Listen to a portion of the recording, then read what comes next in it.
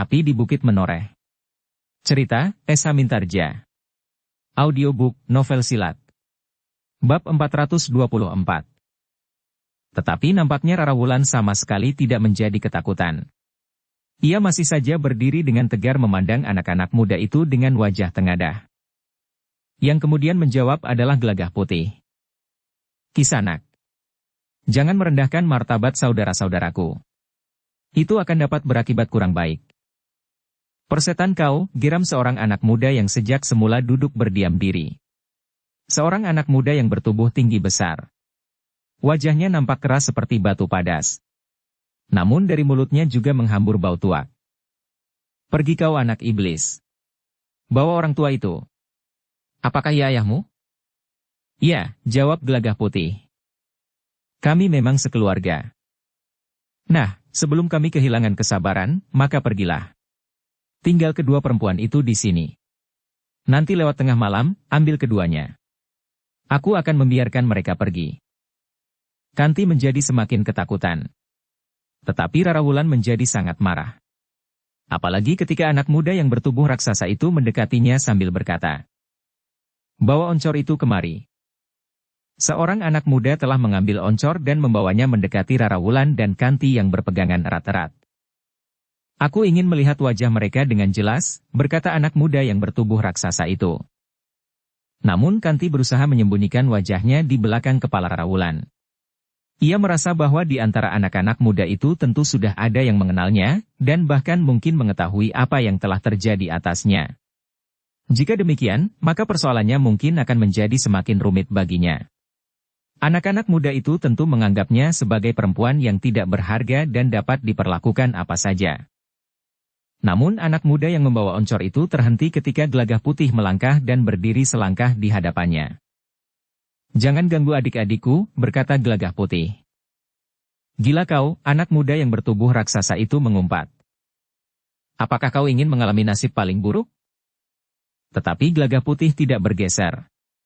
Katanya, "Setiap orang berhak membela diri dari serangan orang lain. Apakah serangan itu dalam wujud kewadagan kami atau serangan yang menyakiti hati kami? Heh, kau mau apa kelinci kecil? Kau tentu dapat menghitung jumlah kami. 11 orang, kami dapat membunuhmu di sini sekarang juga bersama ayahmu. Baru kemudian besok pagi kami bunuh kedua perempuan itu. Atau jika tidak, kami simpan perempuan-perempuan itu barang 3 atau 5 hari. Baru kemudian kami lemparkan ke dalam jurang." "Penghinaan itu sudah cukup," berkata Gelagah Putih. "Pergilah. Beri kami jalan." Anak muda yang bertubuh raksasa itu tidak menghiraukan kata-kata Gelagah Putih. Ia pun kemudian menyambar oncor di tangan kawannya dan melangkah mendekati Rara Wulan dan Kanti yang ketakutan. Tetapi sekali lagi Gelagah Putih menghalangi langkahnya. Dengan marah anak muda bertubuh raksasa itu mendorong Gelagah Putih ke samping. Namun anak muda itu terkejut. Ia sendiri justru terdorong selangkah dan hampir saja jatuh terguling. Sementara itu Gelagah Putih masih berdiri tegak di tempatnya. Anak muda bertubuh raksasa itu kemudian berdiri termangu-mangu sambil memandang Gelagah Putih, yang tegak dengan kedua kakinya yang bagaikan menghunjam sampai ke pusat bumi. Anak muda bertubuh raksasa itu agaknya tidak mau melihat kenyataan yang baru saja terjadi. Ia menganggapnya sebagai satu kebetulan, atau bahkan sesuatu yang tidak pernah terjadi. Beberapa orang kawannya pun sempat mengerutkan dahi mereka. Tetapi di bawah pengaruh tuak yang mengeruhkan otak mereka, maka mereka pun tidak mau tahu kenyataan itu. Bahkan mereka yang masih belum dicengkam oleh pengaruh tuak pun menganggap bahwa yang terjadi itu adalah satu kebetulan, bahkan satu kecelakaan kecil. Karena itu, maka anak muda yang bertubuh raksasa itu kemudian menggeram sambil berkata, "Iblis kecil. Sekali lagi aku peringatkan, jangan membantah. Aku tidak mau mendengar seseorang menentang kehendakku. Karena itu, minggirlah. Ajak setan tua itu pergi. Nanti setelah lewat tengah malam, atau besok pagi-pagi, datanglah kemari. Kedua perempuan itu sudah menunggumu di sini." Gelagah Putih yang sudah kehabisan kesabaran itu tidak menjawab. Namun tiba-tiba saja tangannya telah melayang menampar mulut anak muda itu. Tamparan yang cukup keras, sehingga bibir anak muda itu terasa menjadi pedih. Darah yang merah telah mengalir dari bibirnya yang pecah. Anak muda itu menyeringai. Bukan saja menahan sakit, tetapi juga karena kemarahan yang membakar ubun-ubunnya. Karena itu, maka tanpa berbicara lagi tiba-tiba saja anak itu menyerang Gelagah Putih. Dengan derasnya tangannya terayun mengarah ke kening Gelagah Putih. Gelagah Putih sama sekali tidak menghindar. Tetapi ia menangkis serangan itu dengan tangannya pula. Ketika benturan terjadi, maka tulang anak muda bertubuh raksasa itu terasa seakan-akan menjadi retak. Kemudian, belum lagi ia sempat mengatasi perasaan sakit, maka tangan Gelagah Putih telah memukul perutnya. Meskipun Gelagah Putih tidak menghentakkan seluruh tenaganya, namun pukulan itu membuat perutnya menjadi sangat sakit dan mual. Anak muda bertubuh raksasa itu terbungkuk sejenak. Namun kemudian lutut Gelagah Putih menghantam dahinya, sehingga anak muda itu terdorong dengan derasnya beberapa langkah surut, dan terbanting jatuh terlentang di tanah. Peristiwa itu terjadi demikian cepatnya, sehingga tidak seorang pun di antara anak-anak muda itu yang sempat membantu. Baru kemudian anak-anak muda itu menyadari apa yang telah terjadi di hadapan hidung mereka. Dengan susah payah anak muda bertubuh raksasa itu berusaha bangkit. Ketika seorang kawannya berusaha membantunya, maka tangannya segera dikibaskannya sambil menggeram. "Lepaskan. Aku tidak apa-apa. Aku dapat bangkit sendiri." Kawannya memang segera melepaskannya. Tetapi anak muda itu justru hampir terjatuh lagi. Namun kemudian ia mampu untuk berdiri di atas kedua kakinya meskipun masih goyah. Perasaan sakit menjalar di seluruh tubuhnya. Bibirnya yang pecah, tangannya yang terasa retak, perutnya yang mual dan nafasnya yang menjadi sesak. Tetapi juga dahinya yang membentur lutut lawannya itu. Dengan wajah yang merah padam anak muda itu melangkah maju. Kemudian dengan lantang ia berkata, "Tangkap mereka. Kita akan menunjukkan kepada kedua laki-laki itu, apa yang akan kita lakukan terhadap perempuan-perempuan mereka." Perintah itu memang tidak perlu diulangi. Anak-anak muda itu benar-benar merasa terhina oleh perlakuan Gelagah Putih terhadap kawannya yang bertubuh raksasa itu. Karena itu, beberapa orang anak muda segera berloncatan maju menghadapi Gelagah Putih. Seorang di antara anak-anak muda itu telah memungut oncor yang terlempar, namun yang masih tetap menyala. Ia berniat mempergunakan oncor itu sebagai senjata. Karena itu, demikian anak muda bertubuh raksasa itu memerintahkan kawan-kawannya untuk menyerang. Anak muda yang membawa oncor telah menjulurkan apinya ke arah tubuh Gelagah Putih. Tetapi ia terkejut sekali ketika tanpa diketahui apa yang telah terjadi, oncor itu telah berpindah di tangan Gelagah Putih. Bahkan Gelagah Putihlah yang kemudian menjulurkan oncor itu ke arah beberapa orang anak muda yang siap menyerangnya. Tetapi tidak semua anak muda itu menyerang Gelagah Putih. Dua orang di antaranya berusaha untuk menangkap Ki Jayaraga yang berdiri saja mematung. Ketika keduanya mendekati Ki Jayaraga, maka Ki Jayaraga pun berkata, "Anak-anak muda, bukankah aku tidak melibatkan diri sama sekali? Kenapa kalian juga akan menyerang aku? Aku ingin menangkapmu kakek tua. Kemudian mengikatmu, agar kau sempat menyaksikan apa yang akan terjadi kemudian." Ki Jayaraga tidak menjawab. Namun demikian kedua anak muda itu mendekat dan berusaha menangkapnya, maka keduanya telah terlempar dan terbanting jatuh. Karena keduanya sama sekali tidak menduga bahwa hal itu akan terjadi, maka keduanya telah berteriak karena terkejut dan kesakitan. Tetapi dengan cepat keduanya pun bangkit berdiri, meskipun punggung mereka masih terasa nyeri. Dalam pada itu, Gelagah Putih masih berkelahi melawan beberapa orang anak muda yang kemudian mengepungnya. Tetapi tidak seorang pun yang segera berani mendekatinya, karena Gelagah Putih memegang oncor yang masih menyala. Tetapi karena itu, maka beberapa orang anak muda justru mempunyai perhitungan lain. Termasuk anak muda yang bertubuh raksasa itu. Anak muda yang bertubuh raksasa itu justru tidak lagi berusaha untuk menyerang Gelagah Putih bersama beberapa orang kawannya. Selain tulang-tulangnya dan bahkan bibirnya dan dahinya masih terasa sakit, maka ia pun memperhitungkan, jika ia menguasai kedua orang perempuan itu, maka mereka akan dengan mudah dapat menghentikan perlawanan kedua orang laki-laki yang menyertai kedua orang perempuan itu, dan yang mengaku keluarganya. Kanti yang ketakutan menjadi semakin ketakutan. Namun Rara Wulan itu pun berkata, "Kanti, jangan berpegangan aku. Minggirlah, biar aku mencegah mereka menyentuhmu." Kanti sudah mengetahui bahwa Rara Wulan memiliki kemampuan untuk berkelahi. Tetapi saat itu lawannya tidak hanya seorang. "Minggirlah Kanti. Jangan berpegangan lagi." "Tenanglah," berkata Rara Wulan.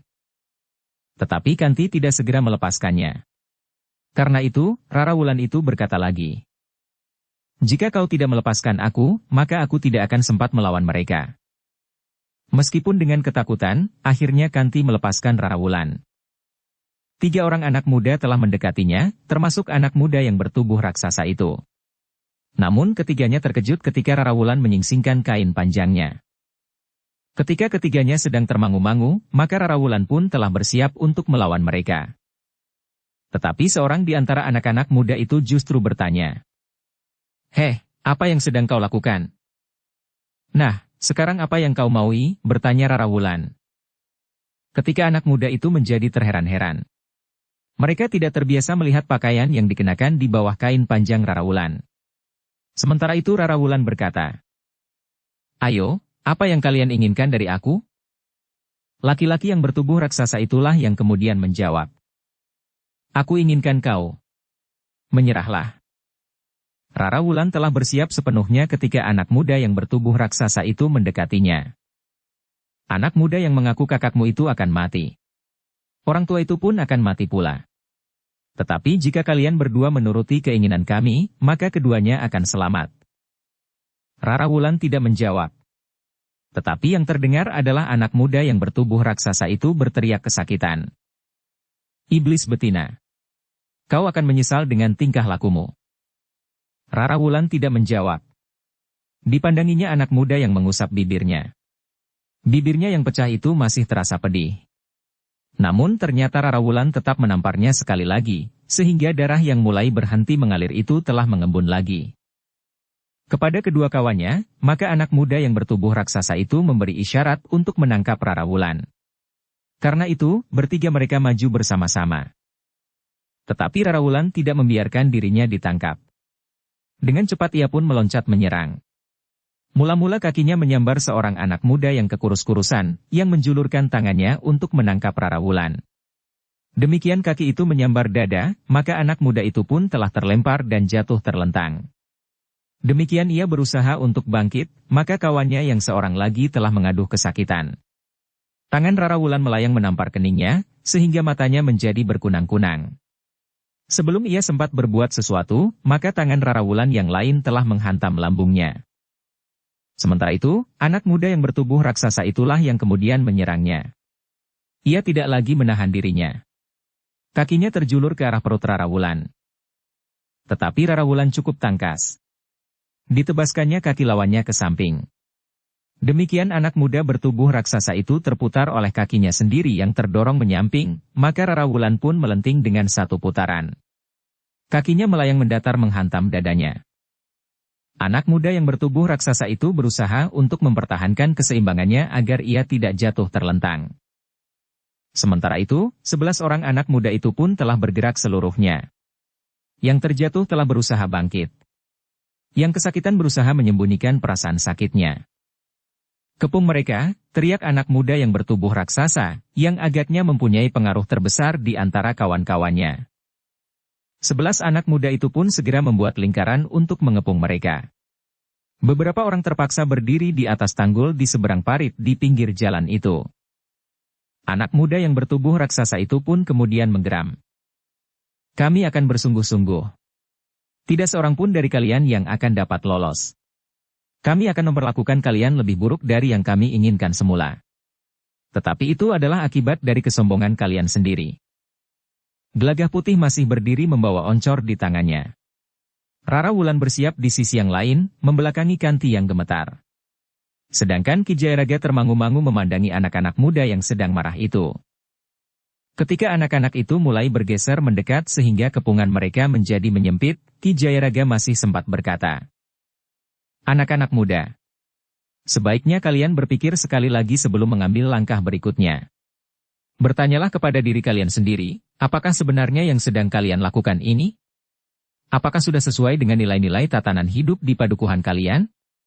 Atau hal ini kalian lakukan tanpa menghiraukan paugeran yang berlaku?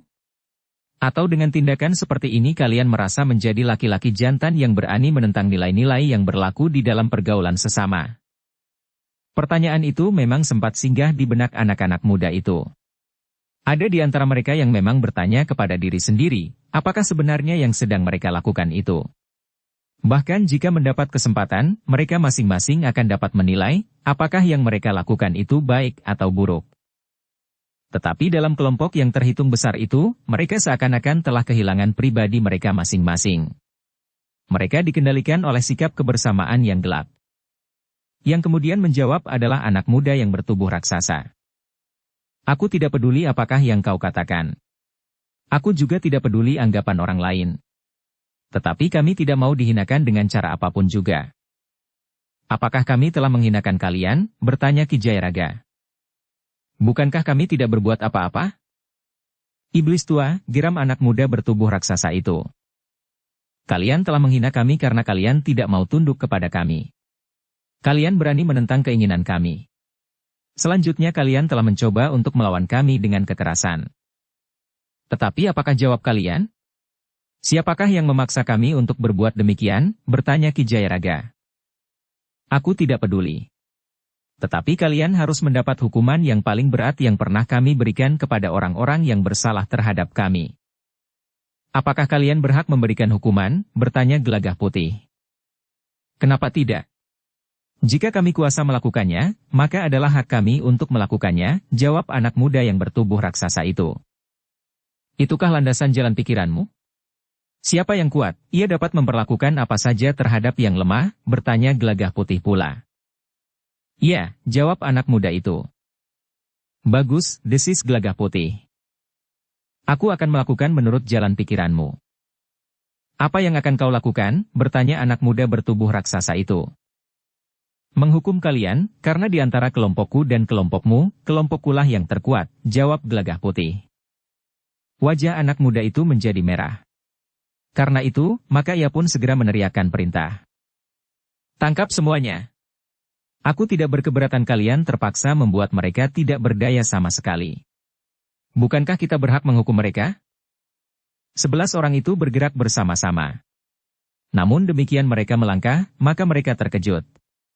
Gelagah Putih justru telah memadamkan oncor itu dengan menyurupkannya ke tanah. Malam pun menjadi gelap. Sesaat mereka tidak melihat sesuatu. Kanti menjerit. Namun Rara Wulan segera mendekapnya sambil berdesis. Aku di sini. Tidak apa-apa. Dalam waktu yang singkat, Gelagah Putih, Ki Jayaraga dan kemudian Rara Wulan segera dapat menyesuaikan diri. Penglihatan mereka yang terlatih tidak banyak mengalami kesulitan meskipun malam menjadi gelap. Kepada Kanti, Rara Wulan berkata, "Kau berdiri saja di situ Kanti. Jangan bergeser kemana-mana. Kami bertiga melindungimu. Jangan takut.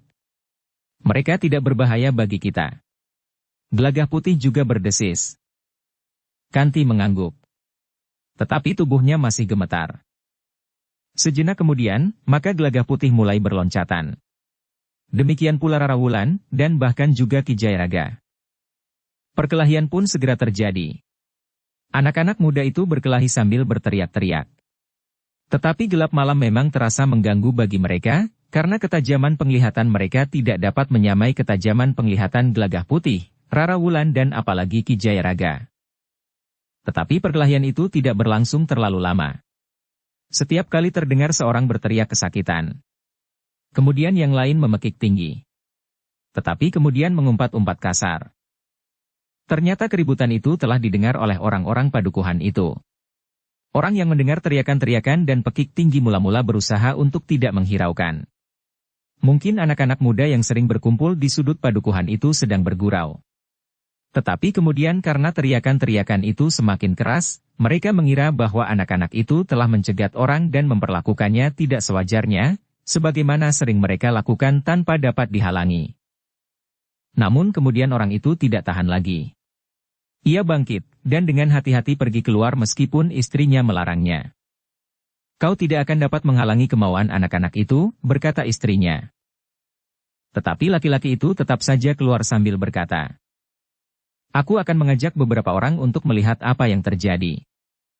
Sebenarnya lah bahwa beberapa orang yang tidak dapat menahan hati telah pergi ke sudut desa. Peristiwa yang sering terjadi di padukuhan mereka telah membuat nama padukuhan mereka semakin lama menjadi semakin buruk. Dalam keadaan yang semakin memuncak, orang-orang tua mereka perlu untuk mencampuri persoalan anak-anak muda itu, karena mereka yakin bahwa yang sering mengganggu orang-orang lewat tidak setiap anak muda di padukuhan itu. Dalam pada itu, beberapa orang dan bahkan juga beberapa orang anak muda telah bergerak ke sudut padukuhan. Dua orang di antara mereka telah memanggil Ki Bekel dan Ki Jagabaya. Mereka terpanggil untuk melindungi nama padukuhan mereka, setelah untuk waktu yang cukup lama dicaci orang. Beberapa saat kemudian, orang-orang itu telah sampai ke sudut padukuhan. Mereka tertegun melihat apa yang terjadi. Dua orang laki-laki dan dua orang perempuan berdiri tegak, sementara beberapa orang anak muda duduk di tanah di hadapan mereka sambil menunduk. Melihat beberapa orang datang, maka Gelagah Putih, Ki Jayaraga dan Rara Wulan telah bersiap pula. Sementara Kanti telah berpegangan Rara Wulan lagi dengan eratnya. Beberapa saat orang-orang yang datang itu berdiri termangu-mangu. Seorang yang tertua di antara mereka pun melangkah maju dengan ragu-ragu. Kemudian orang itu pun bertanya, "Apa yang telah terjadi di sini?" Gelagah Putih yang curiga bahwa orang-orang itu datang untuk membantu anak-anak muda yang telah mereka tundukkan itu menjawab, "Kisanak, bertanyalah kepada mereka. Aku harap mereka tidak berbohong." Orang tertua di antara mereka itu termangu-mangu. Namun kemudian orang-orang itu menyibak ketika Ki Bekel dan Ki Jagabaya datang. "Ki Bekel," desis seseorang. Dari geramang orang-orang padukuhan itu, Gelagah Putih mengetahui bahwa yang datang itu adalah Ki Bekel dan Ki Jagabaya.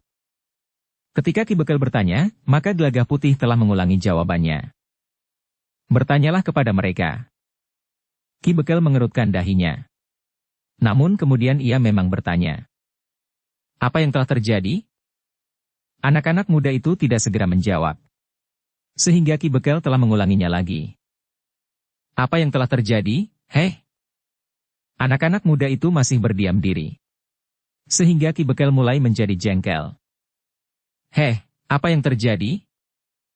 Karena anak-anak muda itu masih berdiam diri sambil duduk menunduk, maka Ki Bekel telah melangkah mendekati anak muda yang bertubuh raksasa itu sambil berkata, "Nah, kau lagi. Apa yang terjadi?" Ki Bekel telah mencengkam tengkuk orang itu dan mengguncangnya. "Apa yang terjadi? Heh, apakah kau mulai menjadi bisu?" Anak muda yang bertubuh raksasa itu tidak dapat ingkar lagi. Meskipun demikian ia mencoba untuk mengurangi beban kesalahannya.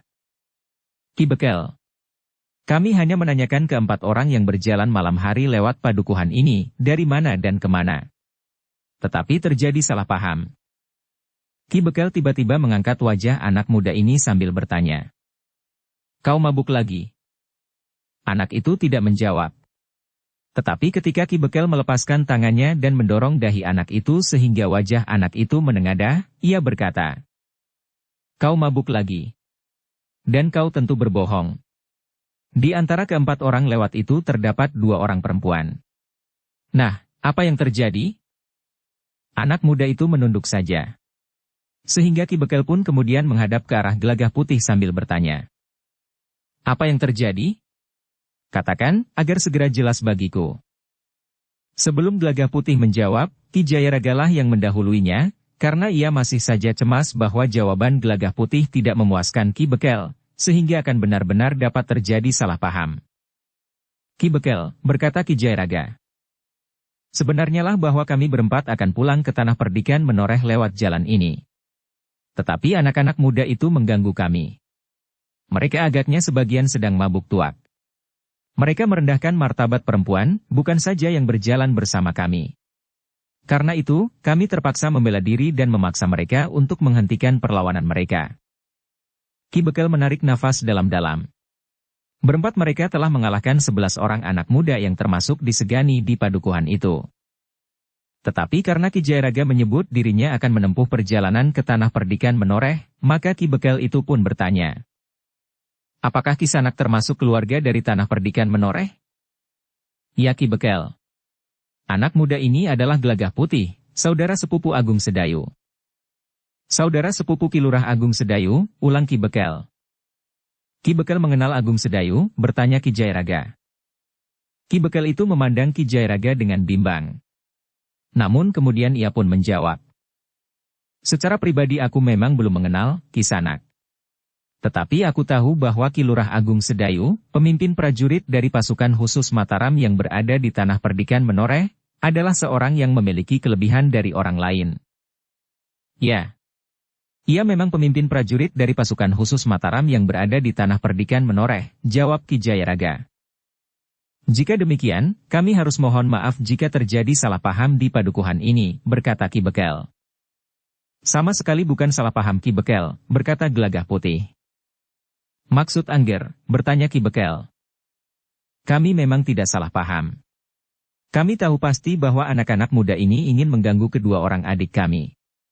Mereka minta kami meninggalkan adik perempuan kami di sini dan mengambil besok pagi. Jika kami tidak mau memenuhi perintahnya, mereka akan memperlakukan kami dengan cara yang sangat buruk. Ki Jayaraga diancam akan diikat untuk menyesali keberaniannya menentang perintah anak-anak muda ini. Nah, jika karena itu kami mempertahankan kehormatan dan harga diri kami, apakah itu salah paham? Oh, wajah Ki Bekel menjadi merah. Tiba-tiba saja ia menarik rambut anak muda yang bertubuh raksasa itu sehingga wajahnya menengadah. Katakan, apakah itu sekedar salah paham? Hei! Ketika Ki Bekel menghentakkan rambat anak muda itu, maka anak muda itu menyeringai kesakitan. Sementara Ki Jagabaya berdiri di sebelahnya sambil menggeram. Jawab. Apakah itu salah paham? Tidak, bukan salah paham, jawab anak muda itu. Berapa kali aku memperingatkanmu, tetapi kau masih saja melakukannya. Setiap kali aku bertindak lebih keras, maka kau, kawan-kawanmu dan bahkan orang yang tidak tahu menahu selalu menyalahkan aku. Mereka selalu menganggap bahwa aku telah berbuat sewenang-wenang. Tetapi apa yang terjadi sekarang? Lihat, Angger sepupu Ki Lurah Agung Sedayu itu juga masih muda. Semuda kalian semuanya. Tetapi aku tidak yakin bahwa anak muda itu berbuat sebagaimana yang kau lakukan itu, bentak Ki Jagabaya. Anak muda yang bertubuh raksasa yang mulutnya berbau tuak itu masih harus menengadahkan wajahnya karena Ki Bekel belum melepaskan rambutnya. Sementara itu, beberapa orang anak muda padukuhan itu pun mengerumuni anak-anak muda yang masih duduk bersila di atas tanah atas perintah Gelagah Putih itu. Sementara itu Ki Jagabaya masih juga berkata lantang. Lihat. Anak-anak muda yang berkerumun itu adalah kawan-kawanmu. Mereka juga sebaya dengan kalian. Tetapi mereka tidak berbuat sebagaimana kalian. Dengar baik-baik. Padukuhan ini pada hari-hari terakhir sudah dijauhi orang. Di padukuhan ini terkenal ada sekelompok anak-anak muda bengal yang sering bermabuk-mabukan dan mengganggu orang. Nah, malam ini kalian telah terbentur pada satu kenyataan lain dari yang pernah terjadi. Untung saja bahwa Angger sepupu Ki Lurah Agung Sedayu ini tidak meremukan kalian semuanya. Tiba-tiba saja Gelagah Putih menyahut. Aku memang sudah berpikir untuk melakukannya Ki Bekel. Aku akan membuat mereka menjadi cacat agar mereka tidak lagi dapat mengganggu orang.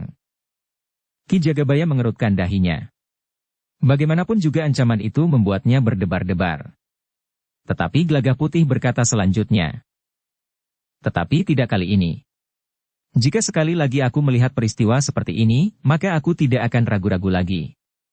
Jika Ki Bekel dan Ki Jagabaya tidak bertindak lebih tegas terhadap mereka, biarlah kami yang melakukannya. Tetapi sudah tentu tidak semestinya kami berbuat demikian, karena kami justru orang dari luar Kademangan ini. Baik Nger, sahut Ki Bekel. Kami akan berbuat lebih baik. Mereka harus menjadi jera. Mabuk dan kejahatan jaraknya hanya sejengkal Ki Bekel, berkata Gelagah Putih.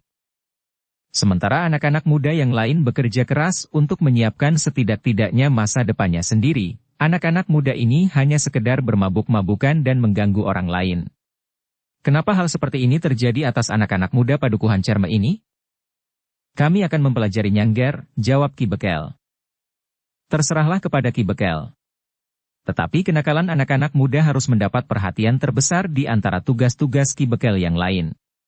Tingkah lakunya tidak hanya merusak citra anak-anak muda itu sendiri, sementara yang melakukan itu hanya beberapa orang saja. Tetapi apa yang akan terjadi di masa mendatang, jika angkatan yang akan mewarisi zaman itu seperti mereka? Ya, Nger. Kami mengerti, jawab Ki Bekel. Namun Ki Jayaraga pun kemudian berkata sareh. Tetapi bagaimanapun juga mereka adalah anak-anak kita Ki Bekel. Kita tidak dapat mengibaskan tanggung jawab. Tetapi mereka tidak boleh menjadi anak yang manja, yang tidak mau tahu tatanan pergaulan dan tidak mau mempedulikan lingkungannya. Ki Bekel menarik nafas dalam-dalam. Sambil mengangguk-angguk ia berdesis. Alangkah sulitnya mencari keseimbangan. Tetapi itu harus dapat dipecahkan. Ki Jayaraga kemudian menjawab. Beban itu tidak dapat kita singkirkan dari pundak kita. Bahkan kadang-kadang orang tua akan dapat menjadi keranjang sampah kegagalan anak-anak muda menatap masa depannya. Seakan-akan kegagalan itu sepenuhnya disebabkan oleh kesalahan orang tua. Tetapi memang terjadi bahwa sepasang orang tua tidak sempat memikirkan anak-anaknya karena berbagai macam sebab. Tetapi kegagalan itu dapat juga terjadi karena kesalahan anak-anak muda itu sendiri. Di rumah ia seorang anak muda bersikap baik. Tetapi ketika ia berada di sudut padukuhan berkumpul bersama-sama kawan-kawannya, maka kepribadiannya akan larut, tenggelam dalam sikap kepribadian bersama. Nah, jika yang terjadi seperti ini, maka kita semuanya hanya dapat menyesalinya. Ki Bekel dan Ki Jagabaya mengangguk-angguk. Dengan nada dalam Ki Bekel bertanya. Kami, orang-orang tua di padukuhan ini, akan memikirkannya dengan sungguh-sungguh Kisanak. Bukan hanya orang-orang tua. Ajak anak-anak muda berbicara. Anak-anak muda yang berjalan di sepanjang jalan yang lurus, namun juga anak-anak muda yang sering melakukan perbuatan seperti ini. Perbincangan di antara kedua sisi sifat anak muda itu mudah-mudahan akan berarti di bawah pengawasan orang-orang tua. Baik, baik Kisanak, jawab Ki Bekel. Kami akan berusaha. Sementara jika kami perlukan, kami akan dapat berhubungan dengan orang-orang yang memiliki pengetahuan lebih banyak dari kami. Baik dari Kademangan Keleringan maupun dari Tanah Perdikan Menoreh. Karena kami tahu, bahwa di Tanah Perdikan Menoreh terdapat orang-orang yang bukan saja berilmu tinggi, tetapi juga yang berwawasan luas dan berpengetahuan dalam. Ki Gede tentu akan dengan senang hati menerimanya, jawab Ki Jayaraga. Demikianlah, sejenak kemudian Ki Jayaraga pun telah minta diri. Demikian pula Gelagah Putih dan Rara Wulan, yang sudah membenahi pakaiannya. Sementara Kanti masih saja gemetar dan berdebar-debar. Beberapa saat kemudian, maka keempat orang itu telah meneruskan perjalanan. Dalam pembicaraan mereka sepanjang jalan, Rara Wulan dan Gelagah Putih masih saja dibayangi oleh kemarahan mereka atas sikap anak-anak muda itu. Namun Ki Jayaraga lah yang kemudian berkata, banyak sebab kenapa mereka menjadi anak muda yang cacat. Bukan cacat tubuhnya, tetapi cacat jiwanya. Namun bukan berarti bahwa mereka tidak berguna sama sekali. Sifat dan watak mereka dapat berkembang, dan banyak di antara mereka yang menyadari kesalahan mereka di masa muda sehingga kemudian menjadi orang yang berarti bagi lingkungannya. Setidak-tidaknya bagi dirinya sendiri. Dukung channel Novel Silat dengan subscribe, follow, like, komen dan share. Gelagah Putih mengerutkan dahinya. Tetapi ia mencoba untuk mengerti jalan pikiran Ki Jayaraga itu. Seterusnya mereka lebih banyak berdiam diri. Mereka harus memperhatikan jalan yang akan mereka injak. Lebih-lebih mereka berjalan di lereng pegunungan. Mereka memanjat naik sampai ke punggung, kemudian turun kembali di seberang. Kanti memang mengalami kesulitan di perjalanan. Tetapi ia sama sekali tidak mengeluh. Ia sendirilah yang memutuskan untuk pergi mengikuti Rara Wulan. Karena itu ia tidak dapat menyalahkan orang lain. Rara Wulan yang membimbing Kanti cukup mengerti keadaannya. Dengan sabar ia berusaha menunjukkan bidang yang paling baik untuk meletakkan kakinya. Jika Kanti nampak letih, maka Rara Wulan pun mengajaknya beristirahat. Sementara Ki Jayaraga dan Gelagah Putih harus dengan sabar menunggunya. Sementara itu di Tanah Perdikan Menoreh, Sekar Mirah menjadi gelisah. Ketika senja turun, Sekar Mirah sudah beberapa kali berbicara dengan Agung Sedayu. Mereka memperhitungkan bahwa sebelum senja, Ki Jayaraga, Gelagah Putih dan Rara Wulan tentu sudah kembali. Apakah kita akan menyusulnya? Bertanya Agung Sedayu. Apakah mungkin mereka akan bermalam? Sekar Mirah justru bertanya. Agung Sedayu tidak segera menjawab. Sementara itu Sekar Mirah berkata pula. Seharusnya mereka tidak bermalam. Untunglah bahwa mereka pergi bersama Ki Jayaraga. Ya. Sebaiknya mereka memang tidak bermalam. Entahlah, mungkin ada sesuatu yang memaksa mereka bermalam. Jika tidak demikian, maka Ki Jayaraga tentu tidak akan sependapat, berkata Agung Sedayu. Sekar Mirah mengangguk-angguk. Tetapi di wajahnya nampak membayang kegelisahan. Kita tunggu sampai esok pagi. Jika sampai esok pagi mereka tidak pulang, maka kita akan pergi ke Kleringan, berkata Sekar Mirah. Baiklah, jawab Agung Sedayu. Besok pagi-pagi aku akan pergi ke barak sebentar. Aku akan segera kembali. Dan jika mereka belum pulang, maka kita akan pergi. Sebaiknya kita pergi berkuda saja. Tetapi bukankah Kakang tidak terlalu lama berada di barak? Bertanya Sekar Mirah. Tidak. Aku hanya akan memberikan beberapa pesan saja. Aku akan segera kembali, jawab Agung Sedayu. Sekar Mirah mengangguk-angguk. Namun ia masih saja merasa gelisah. Karena itu, malam itu Sekar Mirah tidak segera dapat tidur. Setiap kali ia masih saja berbicara tentang Rara Wulan yang belum pulang. Ki Jayaraga ada di antara mereka, berkata Agung Sedayu. Kita dapat mempercayainya. Bukan saja karena kemampuannya yang sangat tinggi, tetapi penalarannya kebanyakan sejalan dengan penalaran kita. Sekar Mirah memang selalu mengangguk. Ia dapat mengerti. Tetapi perasaannya lah yang agak sulit dikendalikan oleh penalarannya, meskipun ia berusaha. Namun ketika malam menjadi larut, Sekar Mirah akhirnya tertidur juga. Yang ikut memikirkan kepergian Rara Wulan, Gelagah Putih dan Ki Jayaraga adalah Wacana. Yang dipikirkan justru keadaan Kanti.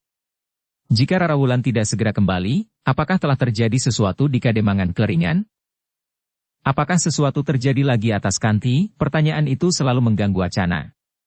Ia tidak mencemaskan Ki Jayaraga, Gelagah Putih dan Rara Wulan, karena mereka berilmu tinggi. Tetapi justru keadaan Kantilah yang dipikirkannya. Meskipun Wacana sama sekali belum mengenal Kanti, bahkan melihat pun belum pernah, namun Wacana itu selalu membayangkan. Seorang gadis cantik yang menderita dan hampir kehilangan masa depannya. Kadang-kadang Wacana sempat membandingkan dengan dirinya sendiri. Wacana pernah merasakan betapa dahsyatnya goncangan perasaan yang hampir saja membuatnya gila. Wacana dapat mengerti bahwa dalam keadaan seperti itu, seseorang akan dapat terjerumus ke dalam satu keadaan di luar kendali nalar budinya. Ketika fajar membayang di langit, maka Agung Sedayu sudah sibuk mengisi jambangan di Pakiwan. Karena Gelagah Putih tidak ada di rumah, maka Agung Sedayulah yang harus melakukannya. Sementara itu Wacana menyapu halaman depan dan samping. Adapun halaman dan kebun belakang, anak yang tinggal di rumah itulah yang membersihkannya. Sedangkan di dapur Sekar Mirah pun sibuk sendiri pula. Demikian matahari terbit, maka Agung Sedayu pun telah minum minuman hangat dan makan pagi. Baru sejenak kemudian ia pun telah berangkat ke barak pasukan khusus. Sementara itu Sekar Mirah benar-benar menjadi gelisah. Karena itu ketika Agung Sedayu berangkat, sekali lagi ia bertanya. Bukankah Kakang tidak terlalu lama? Agung Sedayu tersenyum. Katanya. Kau telah dijangkiti penyakit Rara Wulan. Sekar Mirah mengerutkan keningnya. Namun kemudian ia pun tersenyum sambil berkata. Aku memang gelisah Kakang. Baiklah. Aku tentu akan cepat kembali. Kita akan menyusul Rara Wulan ke Kademangan Kleringan. Demikianlah, sejenak kemudian Agung Sedayu pun telah melarikan kudanya menuju ke barak. Sebenarnya lah bahwa Agung Sedayu sendiri juga menjadi gelisah, karena Rara Wulan masih belum kembali. Sepeninggal Agung Sedayu, Wacana telah menyusul Sekar Mirah yang sedang sibuk di dapur. Kenapa Rara Wulan bermalam? Bertanya Wacana. Entahlah. Aku juga gelisah memikirkannya, jawab Sekar Mirah. Tetapi bukankah tidak terjadi sesuatu dengan mereka? Juga dengan Kanti, bertanya Wacana yang nampak menjadi sangat cemas pula. Mudah-mudahan tidak terjadi sesuatu, sahut Sekar Mirah. Namun Wacana masih saja gelisah. Dari dapur, Wacana itu telah duduk di serambi gandok. Dipandanginya regol halaman seakan tanpa berkedip. Tetapi akhirnya Wacana menjadi letih. Karena itu, ia justru pergi ke kebun belakang untuk mengisi waktunya dengan melakukan salah satu kesenangannya. Wacana telah mencoba mencangkok beberapa jenis tanaman buah-buahan. Beberapa batang telah berhasil, dan dicobanya ditanam di kebun belakang rumah Agung Sedayu yang cukup longgar. Dengan teliti Wacana memelihara bibit-bibit hasil cangkokannya yang sudah ditanam. Disiraminya, disiangi, dan setiap kali didangirnya dan diberinya pupuk kandang. Dalam pada itu, Sekar Mirah yang sedang ada di dapur terkejut ketika ia mendengar seseorang memanggilnya. Suara seorang perempuan. Dan Sekar Mirah dengan cepat mengenal. Suara itu adalah suara Rara Wulan. Karena itu, maka Sekar Mirah pun segera berlari ke longkangan dan langsung masuk ke rumah bagian belakang. Di pintu ia justru hampir saja bertabrakan dengan Rara Wulan. Sekar Mirah yang gelisah semalam-malaman itu memeluk Rara Wulan sambil bertanya. Bukankah kau tidak apa-apa? Tidak Mbokayu. Aku tidak apa-apa. Di mana Gelagah Putih dan Ki Jayaraga? Bertanya Sekar Mirah setelah melepaskan Rara Wulan. Mereka ada di Pendapa, Mbokayu. Kita mempunyai seorang tamu. Sekar Mirah termangu-mangu sejenak. Dengan kerut di kening Sekar Mirah bertanya. Siapakah tamu kita? Marilah. Rara Wulan menarik tangan Sekar Mirah ke Pendapa sambil berkata. Mbokayu sudah mengenalnya. Sekar Mirah tidak menolak, lapun kemudian pergi ke Pendapa. Demikian mereka keluar dari pintu peringgitan, maka Sekar Mirah pun terkejut. Ia melihat Kanti yang nampak sangat letih, duduk di Pendapa bersama Ki Jayaraga.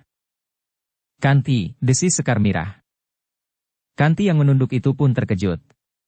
Demikian ia mengangkat wajahnya, maka yang dilihatnya adalah Sekar Mirah dan Rara Wulan berdiri di depan pintu peringgitan. Kanti itu pun cepat bangkit, dan dengan sisa tenaganya yang letih berlari ke arah Sekar Mirah. Namun ia pun kemudian segera berjongkok di hadapan Sekar Mirah sambil memegang kakinya. Ampun.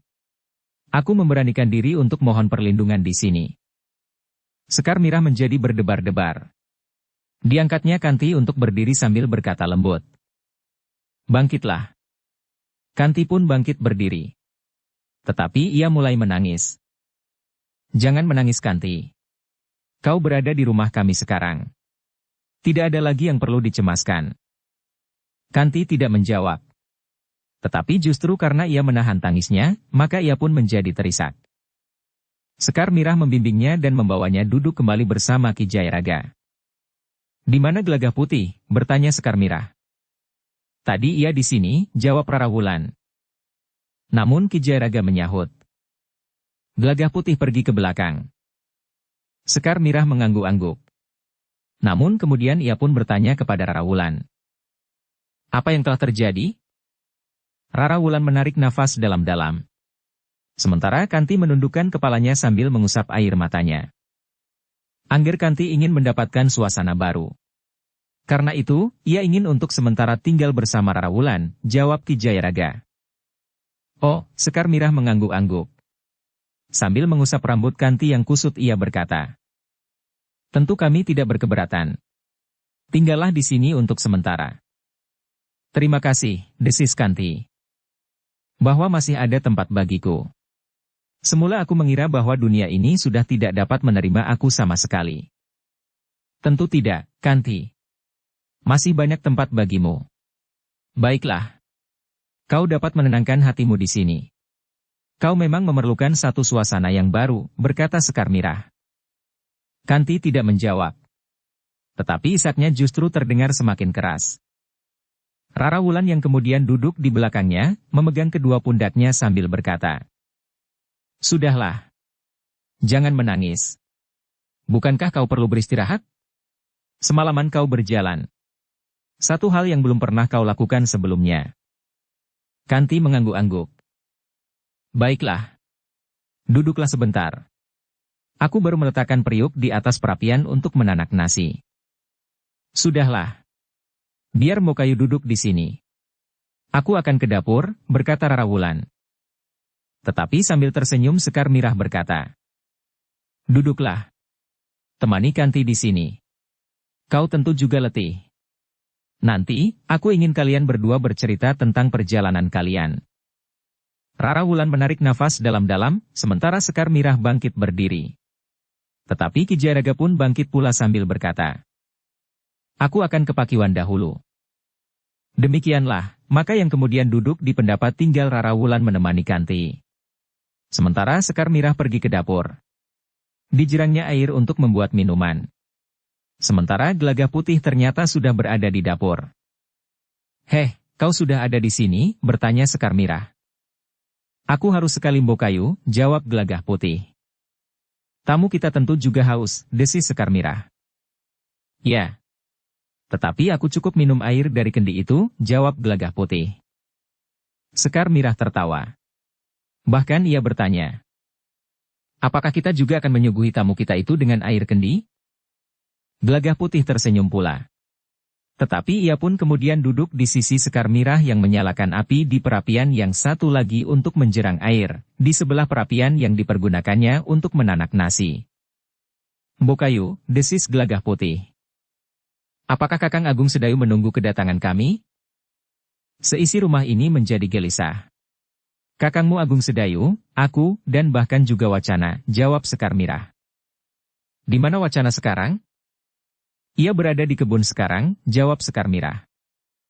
Sesuatu telah terjadi di Keleringan, desis Gelagah Putih, yang kemudian dengan singkat menceritakan apa yang telah terjadi atas Kanti, yang kemudian berniat untuk ikut bersama Rara Wulan yang dianggapnya akan dapat melindunginya. Sekar Mirah menarik nafas dalam-dalam. Dengan nada rendah ia berdesis. Jadi Kanti itu sudah berniat untuk membunuh diri? Gelagah Putih mengangguk-angguk. Jawabnya. Nampaknya Kanti telah menjadi benar-benar berputus asa. Karena itu, kedatangan Rara Wulan merupakan sebuah harapan baru baginya, karena Kanti merasa pernah mendapat perlindungan darinya. Sehingga dengan demikian, dekat dengan Rara Wulan dapat memberikan ketenangan baginya. Sekar Mirah mengangguk-angguk. Ia dapat mengerti perasaan Kanti. Namun kemudian Sekar Mirah itu pun berdesis. Tetapi justru di sini Kanti akan menjadi dekat dengan Prastawa. Anak muda yang pernah diangan-angankannya, namun yang kemudian seakan-akan telah menghempaskannya ke dalam keputusasaan. Aku sempat memperbincangkannya dengan Ki Jayaga. Kami juga mencemaskan bahwa tiba-tiba tanpa disengaja Kanti bertemu dengan Prastawa, sehingga membuat luka di hatinya menjadi parah kembali, sahut Gelagah Putih. Lalu katanya selanjutnya. Tetapi waktu itu kami berpendapat bahwa untuk sementara kita harus menyelamatkan Kanti lebih dahulu. Mungkin kita dapat menemui Prastawa dan memberitahukan tentang keadaan Kanti, sehingga Prastawa jangan melintas lewat jalan di depan. Sekar Mirah mengangguk-angguk, tetapi sebelum ia menjawab, terdengar langkah mendekati pintu dapur. Sejenak kemudian Rara Wulan bersama Kanti telah masuk ke dapur. Oh, Sekar Mirah pun bangkit. Demikian pula Gelagah Putih. Sementara Rara Wulan berkata, Kanti ingin ke Pakiwan. Jika ia mandi, agaknya tubuhnya akan menjadi segar. Silahkan Kanti, sahut Sekar Mirah. Mandilah. Nanti kau akan dapat beristirahat dengan baik. Di antara Rara Wulan, maka Kanti pun telah pergi ke Pakiwan untuk mandi. Demikian Rara Wulan dan Kanti keluar dari dapur untuk pergi ke Pakiwan, maka Wacana telah masuk ke dalam dapur. Dengan kerut di kening Wacana itu bertanya. Siapakah perempuan yang bersama Rara Wulan itu? Kanti, jawab Gelagah Putih yang masih berada di dapur. Jadi itukah Kanti yang sering kalian bicarakan? Bertanya Wacana. Ya. Sekar Mirah mengangguk. Kanti yang menjadi putus asa dan kehilangan kendali itu, desak Wacana. Ya. Sekar Mirah mengangguk lagi. Wacana menarik nafas dalam-dalam hampir di luar sadarnya ia bertanya. Kenapa ia justru ikut kemari? Pikirannya sedang kalut, jawab Sekar Mirah.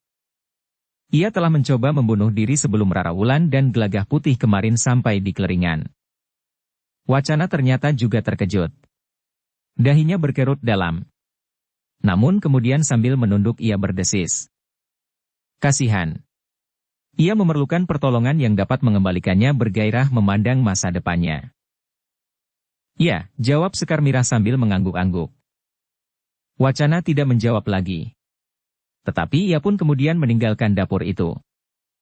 Gelagah Putih dan Sekar Mirah saling berpandangan sejenak.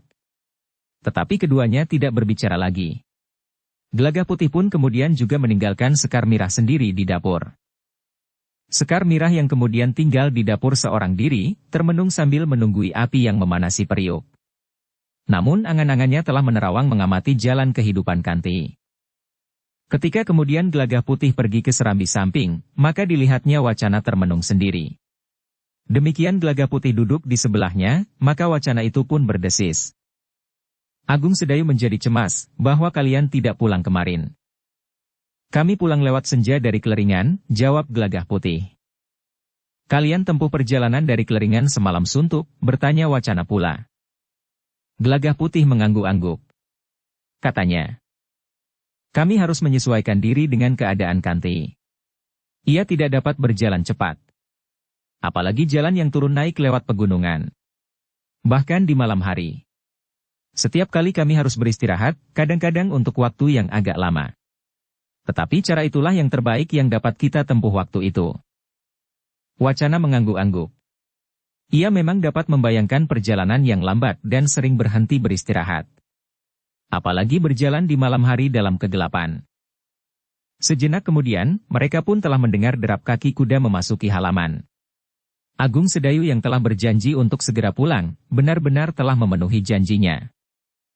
Tetapi dahinya berkerut ketika ia melihat Gelagah Putih dan wacana menyongsongnya. Keduanya telah keluar lewat pintu Seketheng, turun ke halaman depan. Kau sudah kembali Gelagah Putih, bertanya Agung Sedayu. Iya, Kakang, jawab Gelagah Putih. Kau membuat kami gelisah. Tetapi bukankah tidak terjadi sesuatu atas kalian, bertanya Agung Sedayu pula. Tidak, Kakang. Syukurlah. Di mana Ki Jayaraga sekarang? Bertanya Agung Sedayu lebih lanjut. Gelagah Putih mengerutkan dahinya. Namun kemudian ia menjawab. Mungkin ia sudah berada di dalam biliknya. Nampaknya Ki Jayaraga baru membenahi diri. Baiklah. Aku sudah berjanji kepada Mbokayumu untuk segera pulang dan menyusulmu ke Keleringan. Tetapi karena kalian sudah kembali, maka nanti aku akan kembali ke barak, berkata Agung Sedayu. Gelagah Putih termangu-mangu sejenak. Namun kemudian ia pun berkata. Kami pulang sambil membawa Kanti. Kanti? Kenapa dengan Kanti? Bertanya Agung Sedayu. Tetapi ketika Gelagah Putih akan menjawabnya, Agung Sedayu pun berkata. Baiklah. Nanti kita berbicara bersama-sama dengan semuanya. Aku akan menemui Mbokayumu. Di mana Mbokayumu? Tetapi Kakang, berkata Gelagah Putih. Sebelum Kakang bertemu dengan Kanti, sebaiknya aku memberitahukan bahwa di rumahnya Kanti telah mencoba untuk membunuh diri. Oh, Agung Sedayu pun terkejut pula. Sambil mengangguk-angguk ia berdesis. Itukah agaknya, maka Kanti ikut kemari? Antara lain, Kakang, jawab Gelagah Putih. Baiklah. Aku akan berbicara dengan Mbokayumu, berkata Agung Sedayu sambil menuntun kudanya untuk diikat di sebelah pendapa. Agung Sedayu pun kemudian telah pergi ke dapur dan berbicara dengan Sekar Mirah, sementara Rara Wulan telah mengajak Kanti ke biliknya. Kita dapat berdua di sini, berkata Rara Wulan. Kanti mengangguk sambil berdesis. Terima kasih atas kebaikanmu dan kebaikan kalian di sini. Dalam pada itu, di dapur, Sekar Mirah telah menjelaskan kepada Agung Sedayu sebagaimana diceritakan oleh Gelagah Putih tentang Kanti. Sekar Mirah pun telah mengatakan pula bahwa Gelagah Putih harus menemui Prastawa dan minta agar untuk sementara tidak melintas lewat di depan rumah mereka. Agung Sedayu mendengarkan pemberitahuan itu dengan saksama. Kemudian Agung Sedayu itu pun berkata, nanti sore kita dapat duduk bersama dan berbicara bersama-sama.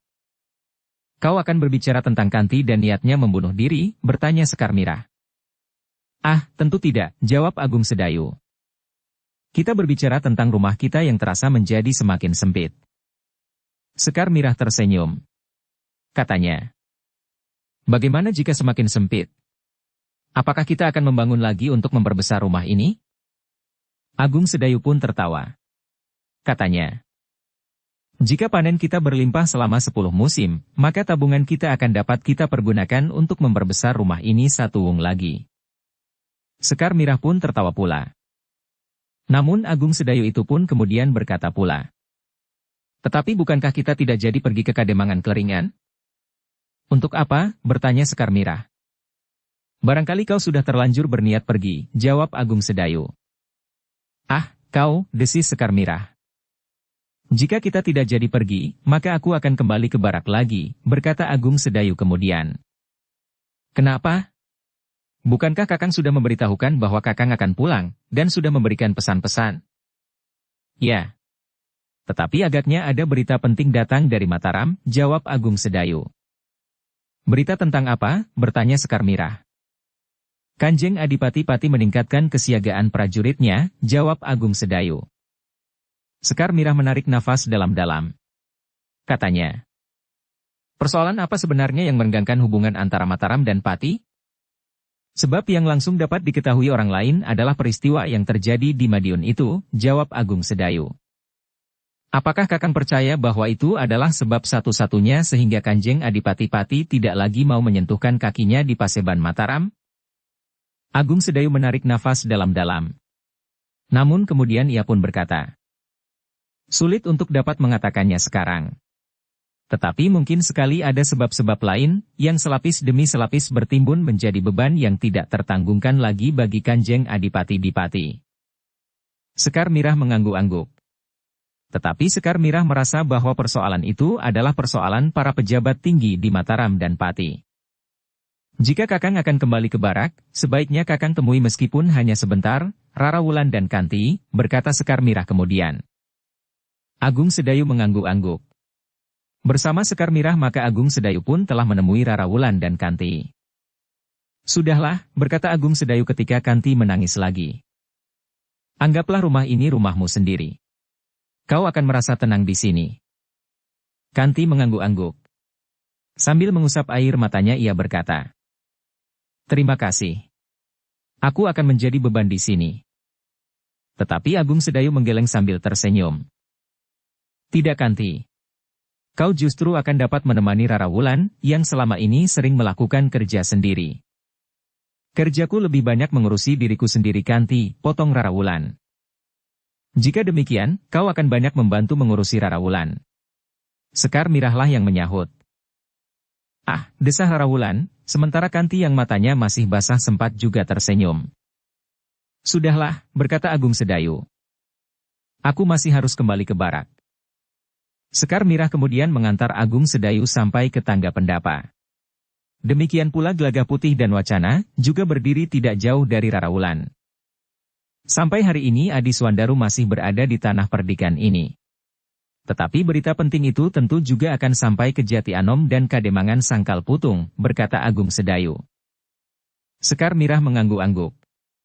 Namun hampir di luar sadarnya Gelagah Putih berkata.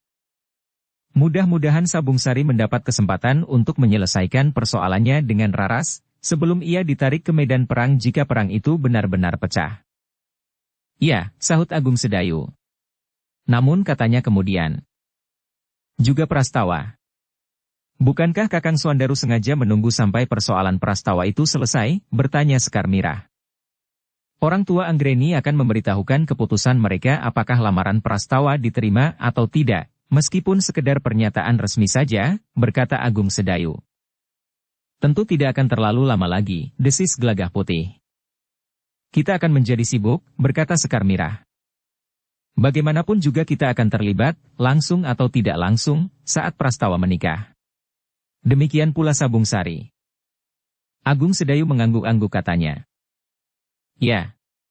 Aku berharap semuanya segera terjadi. Demikianlah, maka sejenak kemudian Agung Sedayu itu pun telah berpacu di punggung kudanya kembali ke barak. Sepeninggal Agung Sedayu, maka seisi rumahnya telah kembali ke dalam kerja masing-masing. Gelagah Putih setelah sibuk membelah kayu bakar di belakang rumah, telah berada di sanggar. Wacana yang telah menjadi semakin baik, telah berada di sanggar pula. Sementara Ki Jayaraga agaknya benar-benar ingin beristirahat. Meskipun demikian, Ki Jayaraga itu telah berada di dalam sanggar pula, meskipun hanya sekedar duduk di atas amben sambil memperhatikan Gelagah Putih yang berlatih. Bahkan sekali-sekali Ki Jayaraga telah menguap dan terkantuk-kantuk. Orang tua itu benar-benar tidak terlibat latihan yang dilakukan oleh Gelagah Putih, salah seorang murid Ki Jayaraga, yang diharapkan akan menjadi muridnya yang tidak terjerumus ke dalam laku kejahatan sebagaimana murid-muridnya yang terdahulu, yang sama sekali tidak dikehendakinya. Gelagah Putih memang sekali-sekali memperhatikan gurunya. Namun ia pun hanya tersenyum saja. Ia tahu bahwa Ki Jayaraga benar-benar merasa letih. Bukan karena perjalanan itu sendiri, tetapi justru karena dalam perjalanan itu mereka terlalu banyak berhenti dan beristirahat. Kelelahan Ki Jayaraga bukan pada wadaknya, justru karena ia harus bersabar mengikuti dan mempertimbangkan Kanti. Demikianlah, maka Gelagah Putih itu berlatih sendiri. Namun kemudian Wacana pun telah mulai dengan latihan-latihan pula, meskipun masih harus mengingat perkembangan keadaan tubuhnya. Ketika keduanya kemudian beristirahat, maka Wacana yang duduk di amben bambu di sebelah Gelagah Putih itu pun bertanya. Apakah kau pernah melihat gadis yang bernama Anggreni yang telah dilamar oleh Prastawa? Pernah, jawab Gelagah Putih. Ia juga gadis tanah perdikan, meskipun semula mereka tinggal di Mangir. Apakah gadis itu cantik sekali? Bertanya Wacana. Gelagah Putih mengerutkan dahinya. Ia tidak segera menangkap maksud pertanyaan Wacana. Namun Gelagah Putih itu pun kemudian menjawab. Aku tidak mengenal gadis itu terlalu banyak. Hanya karena kami tinggal di lingkungan yang sama, maka kami saling mengenal. Tetapi hanya sepintas. Bahkan aku mulai memperhatikannya justru setelah aku tahu bahwa gadis itulah yang akan menjadi istri Prastawa. Dan ternyata kemarin lusa keluarga Prastawa telah mengirim utusan untuk menemui keluarga Anggreni. Wacana mengangguk-angguk. Sementara Gelagah Putihlah yang kemudian bertanya. Kenapa kau tanyakan kecantikan Anggreni itu? Wacana termangu-mangu sejenak. Tetapi kemudian ia pun berkata. Aku memang mengira bahwa Anggreni adalah gadis yang sangat cantik. Bahkan seperti bidadari. Kenapa kau sebenarnya? Gelagah Putih menjadi heran. Jika tidak demikian, maka Prastawa tentu tidak akan menolak Kanti, desis Wacana. Kenapa? Desak Gelagah Putih. Bukankah kau lihat bahwa Kanti seorang gadis yang cantik? Jawab Wacana. Gelagah Putih menarik nafas dalam-dalam. Baru ia mengerti maksud Wacana. Jika Anggreni bukan seorang gadis secantik bidadari, maka Prastawa tentu tidak akan mengesampingkan Kanti. Sambil mengangguk-angguk Gelagah Putih itu pun kemudian menjawab. Ya. Menurut Prastawa tentu ada yang lebih menarik pada Anggreni daripada Kanti. Tetapi pemilihan seseorang terhadap calon kawan hidupnya tidak semata-mata tergantung dari kecantikannya saja. Meskipun seseorang mendapat kesempatan untuk memilih yang lebih cantik, tetapi dapat saja ia memilih yang kurang cantik karena terdapat beberapa persesuaian dengan dirinya. Ya. Ya. Kau benar, sahut Wacana dengan serta-merta. Lalu katanya. Jodoh memang tidak dapat diburu. Gelagah Putih menarik nafas dalam-dalam. Ia menyadari bahwa Wacana pun pernah mengalami kekecewaan yang sangat, karena seorang gadis sama sekali tidak menyadari bahwa gadis itu telah dicintai oleh Wacana. Untuk beberapa saat mereka pun kemudian terdiam. Gelagah Putih mengusap keringatnya. Dilihatnya Ki Jayaraga bersandar dinding sambil memejamkan matanya. Namun ketika pembicaraan Gelagah Putih dan Wacana yang tidak terlalu keras itu terdiam, maka Ki Jayaraga telah membuka matanya. Aku memang merasa sangat letih, desis Ki Jayaraga. Kenapa guru tidak beristirahat di dalam bilik, dan barangkali dapat tidur lebih nyenyak? Bertanya Gelagah Putih. Di sini aku dapat tidur, justru karena aku mendengar derap kaki kalian berlatih, atau pembicaraan kalian yang lamat-lamat. Tetapi justru tidak di bilikku yang sepi, jawab Ki Jayaraga dengan suara yang mengambang. Namun Ki Jayaraga pun kemudian telah bangkit dan berkata kepada Gelagah Putih. Gelagah Putih. Cepat bersiap. Kita akan berlatih bersama. Gelagah Putih tidak dapat menolak perintah gurunya. Ia segera bangkit dan bersiap untuk berlatih langsung bersama gurunya. Mula-mula gerakan mereka lamban saja. Namun semakin lama semakin cepat. Ketika tubuh Ki Jayaraga sudah menjadi panas, maka latihan itu pun menjadi semakin keras. Namun Gelagah Putih memang bukan lagi pemula. Bahkan Gelagah Putih telah mendapat kepercayaan dari gurunya untuk mewarisi ilmu sigar bumi. Karena itu, maka latihan itu pun kemudian rasa-rasanya telah mengguncang sanggar itu sendiri. Wacana telah sering melihat Gelagah Putih berlatih. Ia pun pernah melihat Ki Jayaraga berada di sanggar. Namun latihan itu telah membuat Wacana menjadi bingung. Dengan saksama ia mengikuti gerak keduanya. Namun kadang-kadang Wacana seakan-akan telah kehilangan 1-2 unsur gerak yang terlampaui oleh pengamatannya. Luar biasa, desis Wacana. Aku ingin dapat berbuat lebih banyak, setidak-tidaknya keterampilan dan kemampuan mengungkap tenaga dalam. Sebenarnya lah bahwa Wacana juga memiliki kemampuan yang tinggi. Tetapi dengan menyaksikan Gelagah Putih berlatih bersama gurunya, maka Wacana merasa dirinya menjadi kecil. Tetapi Wacana pun merasa bahwa ia mendapat kesempatan untuk meningkatkan kemampuannya. Gelagah Putih telah mengatakan kepadanya bahwa anak muda itu sama sekali tidak berkeberatan untuk berlatih bersamanya, sehingga memungkinkannya mengenali beberapa unsur baru yang berarti bagi ilmunya. Demikianlah, latihan yang dilakukan oleh Ki Jayaraga dan Gelagah Putih justru telah mengungkapkan segala tenaga dan kemampuan mereka, namun tidak sampai merambah memasuki batas ilmu-ilmu puncak mereka. Beberapa saat kemudian, maka Ki Jayaraga telah memberi isyarat untuk menghentikan latihan. Dengan demikian maka keduanya pun telah mengambil jarak, mengurangi tenaga mereka dengan gerakan-gerakan khusus. Baru kemudian mereka melangkah menepi. Keduanya nampak berkeringat. Gelagah Putih bahkan seperti orang yang baru saja membenamkan diri di belumbang dengan seluruh pakaiannya. Namun dengan nada ringan Ki Jayaraga berkata, "Nah, aku sudah tidak merasa letih, dan tidak kantuk lagi." Gelagah Putih tersenyum sambil menjawab, "Yang terjadi padaku justru sebaliknya guru. Aku menjadi sangat letih sekarang." "Beristirahatlah," berkata gurunya. "Aku akan pergi ke Pakiwan." "Guru masih basah oleh keringat," berkata Gelagah Putih. "Aku tidak akan segera mandi," jawab Ki Jayaraga. Demikian Ki Jayaraga keluar, maka Wacana pun berdesis. "Aku ingin berlatih bersamamu." "Baik. Kapan saja kita mempunyai waktu?" "Tentu saja jika keadaanmu sudah pulih kembali," jawab Gelagah Putih. "Aku sudah merasa bahwa tenaga dan kekuatan serta daya tahanku telah pulih kembali." "Kita dapat mulai sedikit demi sedikit," jawab Gelagah Putih, yang kemudian telah duduk di samping Wacana untuk mengeringkan keringatnya. Ketika kemudian mereka keluar dari sanggar, maka mereka memang melihat Ki Jayaraga sedang menarik senggot timba untuk mengisi jambangan di Pakiwan. "Biarlah nanti aku isi, guru," berkata Gelagah Putih yang mendekatinya. "Biar saja. Nanti aku kantuk lagi," jawab Ki Jayaraga. Gelagah Putih pun kemudian meninggalkan gurunya di Pakiwan. Berdua mereka pergi ke Serambi Gandok. Namun Wacana telah mulai berbicara lagi tentang Kanti. Demikianlah, maka sejak saat itu penghuni di Rumah Agung Sedayu telah bertambah lagi.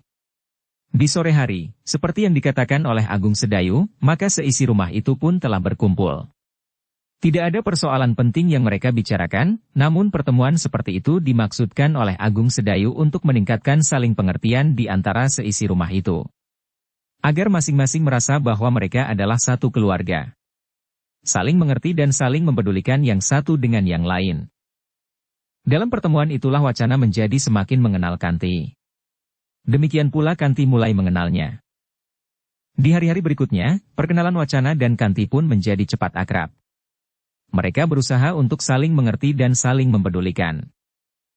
Namun setiap kali perasaan Kanti masih saja selalu dihambat oleh keadaannya. Bagaimanapun juga Kanti itu sedang mengandung, yang tentu saja semakin hari menjadi semakin bertambah besar. Tetapi dengan sengaja Wacana memang sering menyinggungnya. Ia ingin mengatakan kepada Kanti bahwa ia sudah mengetahui keadaan Kanti seutuhnya. Wacana ingin mengatakan kepada Kanti bahwa sikapnya itu adalah sikap wajarnya, dan tidak akan dikejutkan lagi oleh kenyataan tentang diri Kanti. Nampaknya hubungan Wacana dan Kanti itu justru membuat Rara Wulan gembira. Gadis itulah yang paling banyak menaruh perhatian terhadap Kanti yang menderita. Sementara itu, Gelagah Putih memang sudah menemui Prastawa di rumah Ki Gede. Gelagah Putih telah menceritakan apa yang telah terjadi di Kademangan Keleringan. Ia pun telah menceritakan pula bahwa Kanti sekarang berada di Rumah Agung Sedayu. Prastawa mendengarkan keterangan Gelagah Putih itu sambil mengangguk-angguk kecil. Bagaimanapun juga hatinya telah diketuk oleh kenyataan pahit yang dialami oleh Kanti. "Tetapi itu memang bukan salahmu," berkata Gelagah Putih. Lalu katanya selanjutnya, "Yang kami minta sekarang adalah pengertianmu, untuk tidak lewat di depan rumah Kakang Agung Sedayu untuk beberapa hari ini." Prastawa mengangguk-angguk. Pandan Wangi yang ikut mendengarkannya berkata, "Kau harus mencoba untuk mengerti Prastawa. Meskipun tanah perdikan ini bebas kau jelajahi, Apalagi mengingat tugas-tugasmu, namun kau sebaiknya membiarkan Kanti mendapat ketenangan di tanah perdikan ini, sampai goncangan-goncangan jiwanya itu dapat terkendali. Prastawa mengangguk-angguk. Katanya, aku mengerti Mbokayu. Tetapi kenapa Kanti justru berada di tanah perdikan ini? Ia tidak memilih. Hatinya yang gelap itu seakan-akan mendapat seberkas sinar terang ketika Rarawulan datang, sehingga langsung telah mengambil keputusan untuk mengikutinya, sahut Gelagah Putih. Prastawa memang dapat membayangkan gejolak perasaan Kanti waktu itu, sehingga hampir saja Kanti mengakhiri hidupnya dengan cara yang seharusnya tidak dilakukannya. Namun dalam pada itu Swandaru pun berdesis. Tetapi besok sore, Paman Argajaya akan menerima utusan keluarga Anggreni yang akan menjawab lamarannya beberapa hari yang lalu. Jika kemudian ditentukan hari pernikahannya, apakah keramaian yang bakal diselenggarakan di tanah perdikan ini tidak terdengar oleh Kanti, sehingga akan dapat membuat luka di hatinya terasa pedih lagi. Kanti tidak pernah keluar dari halaman rumah, ia tidak pernah ikut Mbokayu Sekar Mirah ke pasar, dan bahkan tidak ke warung terdekat sekalipun, jawab Gelagah Putih. Tetapi suatu saat Kakang Agung Sedayu dan Sekar Mirah akan ikut menjadi sibuk, berkata Swandaru. Tentu Kanti bertanya-tanya, diucapkan atau tidak, kenapa Kakang Agung Sedayu dan Sekar Mirah harus mengenakan pakaian yang tidak dikenakannya sehari-hari. Bahkan Sekar Mirah tentu ikut membantu kesibukan di rumah Paman Argajaya. Tetapi bukankah yang menjadi lebih sibuk adalah keluarga Anggreni, bertanya Gelagah Putih. Tetapi tentu juga Paman Argajaya, jawab Swandaru. Katakan saja, Sekar Mirah mendapat tugas menyelenggarakan keramaian merti desa, desis Pandanwangi. Swandaru tersenyum. Katanya, memang bukan sesuatu hal yang sangat sulit. Tetapi aku kira sebaiknya Kanti justru mengetahui, sehingga ia tidak merasa selalu dibayangi oleh kebohongan. Tetapi Pandanwangi menjawab. Tetapi harus dicari saat yang paling tepat untuk mengatakannya. Swandaru mengangguk-angguk, sementara Prastawa berkata, baiklah. Aku akan berusaha untuk tidak mengganggu ketenangan Kanti. Ia datang kemari untuk melupakan pedih hatinya. Kita memang harus membantunya. Namun Gelagah Putih ternyata juga mendapat pesan, agar Agung Sedayu besok sore berada di rumah Ki Argajaya karena utusan keluarga Anggreni akan datang memberikan jawaban atas lamaran Ki Argajaya, meskipun sebenarnya jawaban itu sudah diketahui. Gelagah Putih mengangguk-angguk. Ia sadar bahwa pesan itu harus disampaikannya tanpa didengar oleh Kanti. Namun perkenalan dan kemudian hubungan sehari-hari antara Kanti dan Wacana nampak menjadi semakin akrab. Setiap kali Wacana berusaha untuk membantu apa saja yang dilakukan oleh Kanti. Kanti sendiri merasakan satu sikap yang lain dari Wacana. Anak muda itu sangat memperhatikannya. Ia banyak membantunya, dan sekali-sekali memberinya beberapa petunjuk tentang hidup dan kehidupan. Sebelumnya Kanti sudah lama mengenal Prastawa. Bahkan ia pernah merasa betapa hatinya telah terjerat oleh anak muda itu. Tetapi Prastawa tidak memperhatikannya sebagaimana Wacana. Prastawa pun tidak memberinya petunjuk-petunjuk yang mendalam tentang hidup dan kehidupan. Jika Prastawa menemuinya di rumahnya, wajahnya memang nampak cerah. Senyumnya selalu menghiasi bibirnya. Tetapi ia lebih banyak berbicara tentang keadaan sehari-hari di tanah perdikan dan di Kademangan Keleringan. Pembicaraan yang tidak membekas, karena hanya sekedar menyentuh permukaan. Yang membekas di hati Kanti adalah justru wajah dan senyum Prastawa yang ceria. Tetapi tidak demikian dengan Wacana. Anak muda ini lebih bersungguh-sungguh menanggapi hidup dan kehidupan. Menurut pendapat Kanti, maka Wacana adalah salah satu sosok seorang laki-laki yang dapat menjadi pelindung bagi keluarganya. Namun setiap kali Kanti terdampar pada kenyataan tentang dirinya. Setiap ia menyadari keadaan dirinya, maka ia segera merasa rendah diri, dan bahkan sekali-sekali melemparkannya ke dalam satu keadaan tiada berpengharapan. Namun Kanti masih juga dibayangi oleh satu kebimbangan. Wacana telah mengetahui dengan pasti akan keadaannya. Tetapi sikapnya memberikan kehangatan atas satu pengharapan. Sementara itu, ketika tiba saatnya Ki Argajaya menerima utusan dari keluarga Anggreni, maka Agung Sedayu dan Sekar Mirah telah pergi ke rumah Ki Gede. Tetapi mereka berniat untuk berbenah diri di rumah Ki Gede. Bahwa Swandaru dan Pandanwangi ada di rumah Ki Gede, akan dapat mengurangi keseganan Agung Sedayu dan Sekar Mirah. Ketika Agung Sedayu dan Sekar Mirah pergi, maka Kanti memang bertanya tentang mereka. Tetapi Rara Wulan yang sudah mendapat pesan dari Sekar Mirah menjawab. Mereka dipanggil oleh Ki Gede, sehubungan dengan peningkatan kesiapan Mataram menghadapi Kemelut dengan Pati. Kanti hanya mengangguk-angguk saja. Ia tidak bertanya lebih lanjut. Tetapi justru timbul kecemasan bahwa akan timbul keadaan yang kurang baik oleh akibat peperangan, jika perang itu benar-benar terjadi kelak. Karena sedikit-sedikit Kanti pernah mendengar hubungan antara Mataram dan Pati menjadi gelap. Sementara itu, Agung Sedayu dan Sekar Mirah pun seperti direncanakan telah berbenah diri di rumah Ki Gede. Mereka berterus terang bahwa mereka sengaja menghindari pertanyaan Kanti. Jika kau perlakukan Kanti seperti itu, maka ia tentu akan menjadi sangat manja, berkata Suandaru. Tentu tidak seterusnya. Kakang. Pandan Wangilah yang justru menyahut. Kanti baru saja tergoncang jiwanya, bahkan setelah ia mencoba membunuh diri. Sekarang ia sedang berusaha mencapai keseimbangan perasaan dan penalarannya kembali. Suandaru mengangguk-angguk. Katanya. Ya. Aku akan berusaha untuk mengerti. Tetapi Pandan Wangi justru bertanya. Apakah kira-kira usaha kakang itu berhasil? Suandaru terkejut mendengar pertanyaan itu. Tetapi ia pun kemudian tersenyum sambil menjawab. Aku akan berhasil. Pandan Wangi, Sekar Mirah dan Agung Sedayu pun tersenyum pula.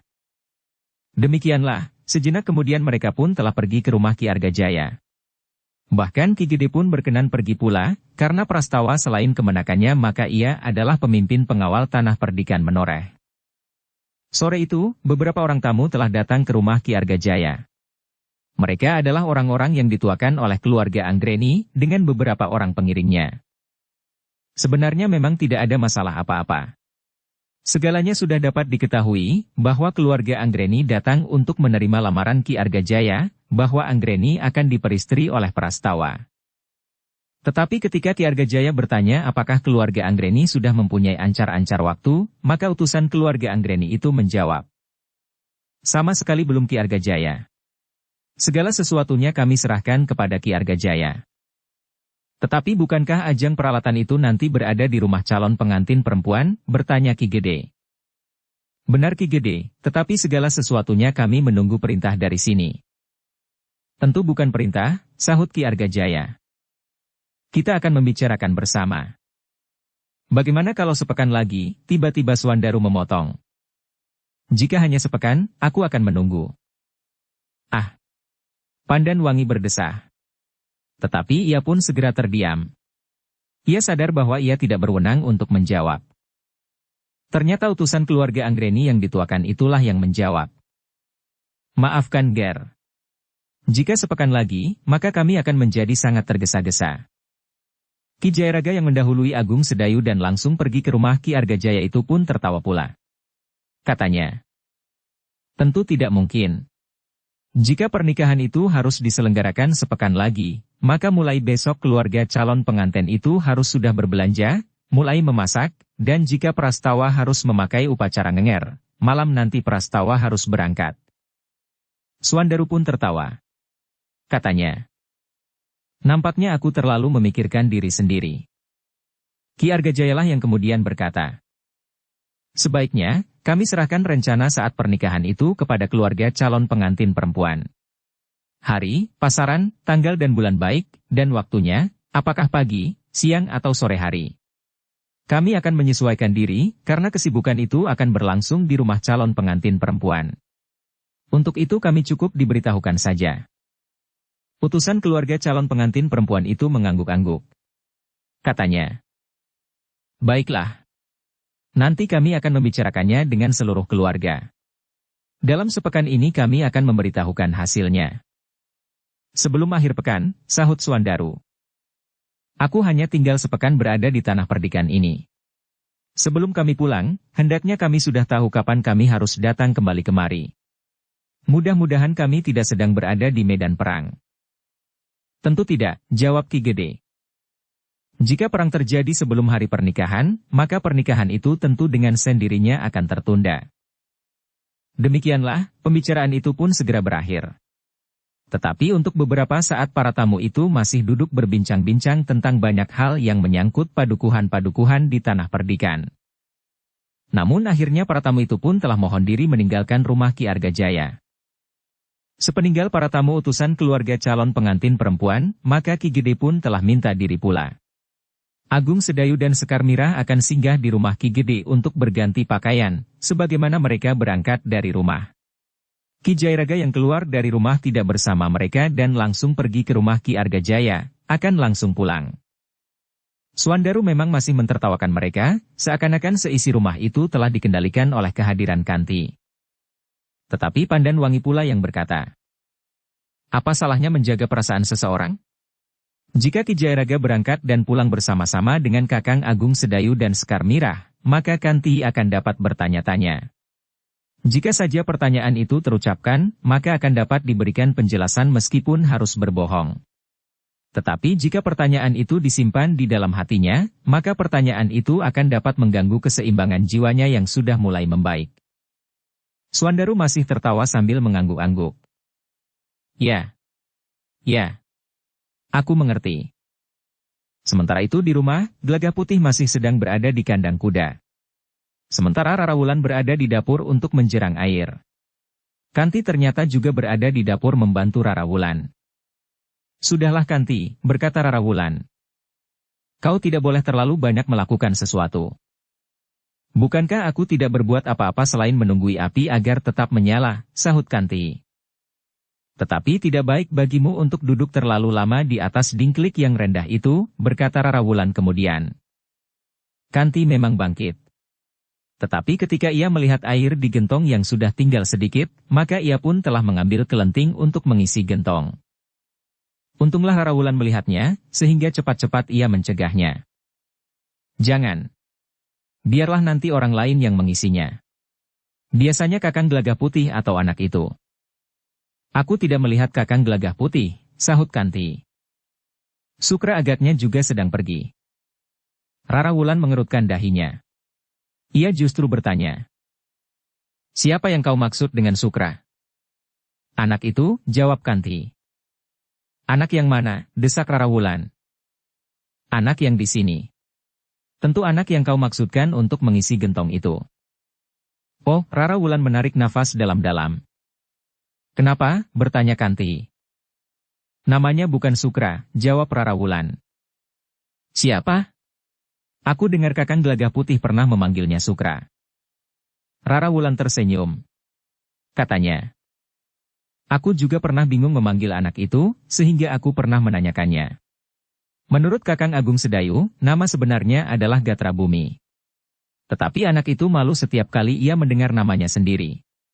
Nama itu merupakan beban yang terlalu berat. Karena itu ia lebih senang dipanggil dengan nama apa saja. Bahkan jarang sekali anak itu dipanggil dengan sebuah nama."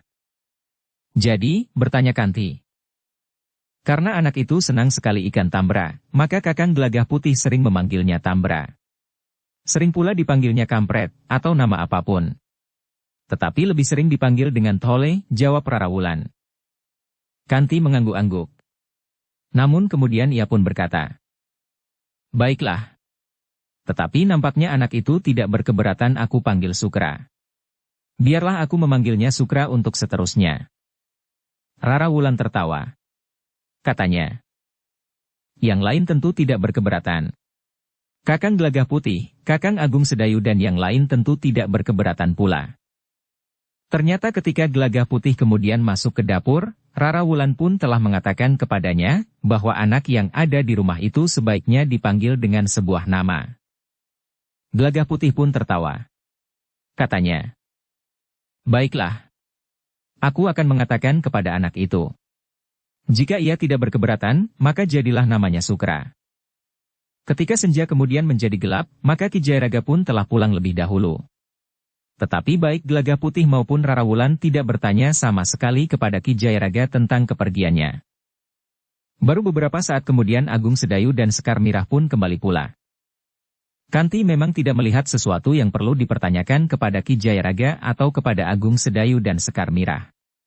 Sementara itu Ki Jairaga, Agung Sedayu dan Sekar Mirah sama sekali tidak membicarakan rencana pernikahan Prastawa.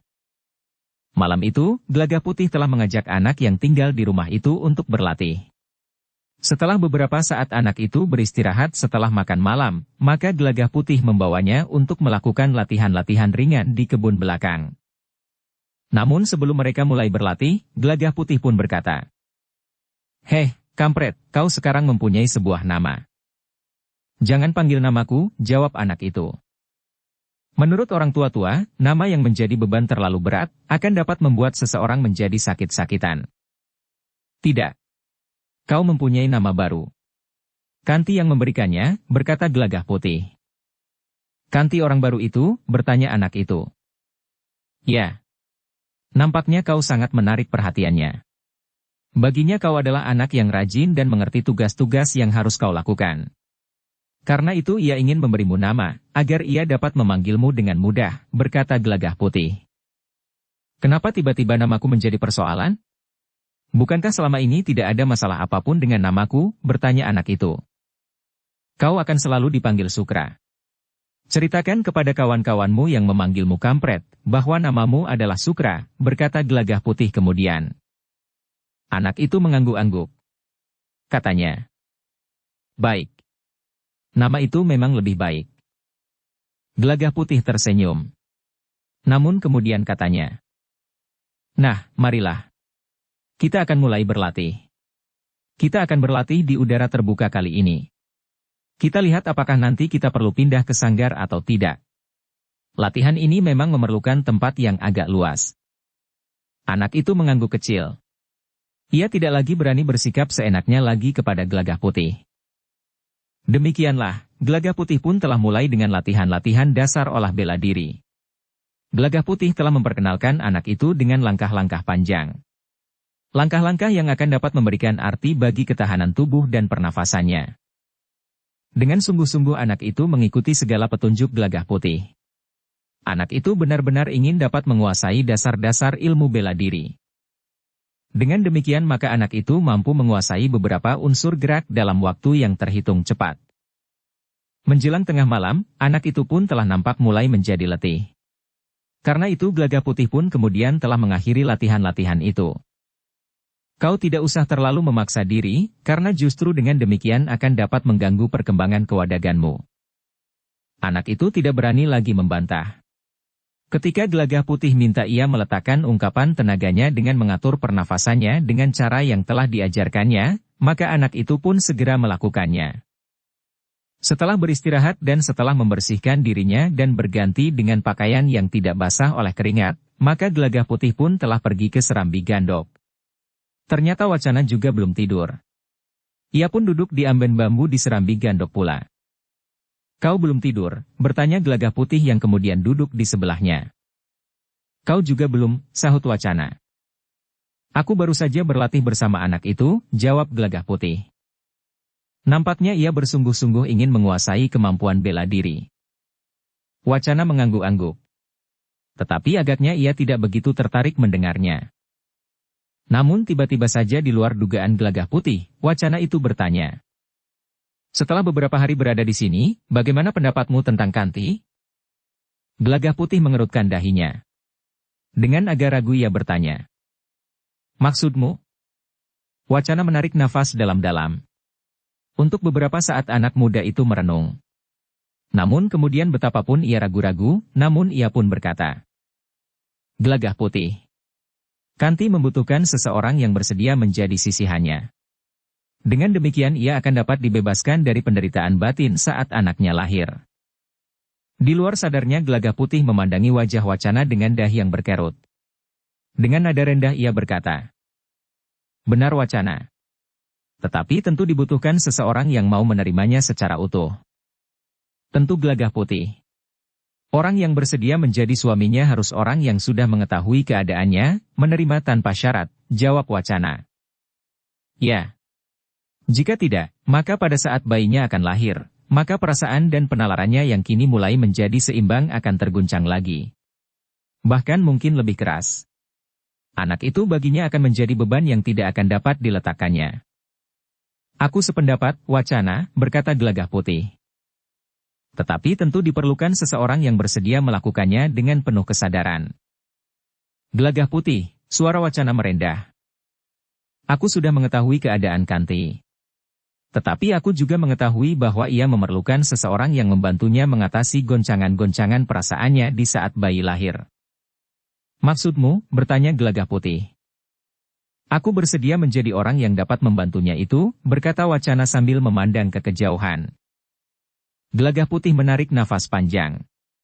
Ia tidak terkejut karena ia sudah menduganya. Meskipun demikian, Gelagah putih itu pun kemudian berkata, Wacana, apakah tegasnya kau bersedia menikah dengan Kanti? Begitu maksudmu? Iya, jawab Wacana. Aku kagum akan kebesaran jiwamu. Meskipun demikian, maka kau sebaiknya memikirkannya lagi. Jika sebuah perkawinan hanya didasari karena rasa belas kasihan, maka perkawinan itu tidak berdiri di atas alas yang kokoh. Pada suatu saat, keadaan yang menimbulkan rasa belas kasihan itu tidak nampak lagi. Jika hidup menjadi tegar kembali serta harapan semakin cerah di masa datang, masa rasa kasihan itu akan berangsur hilang.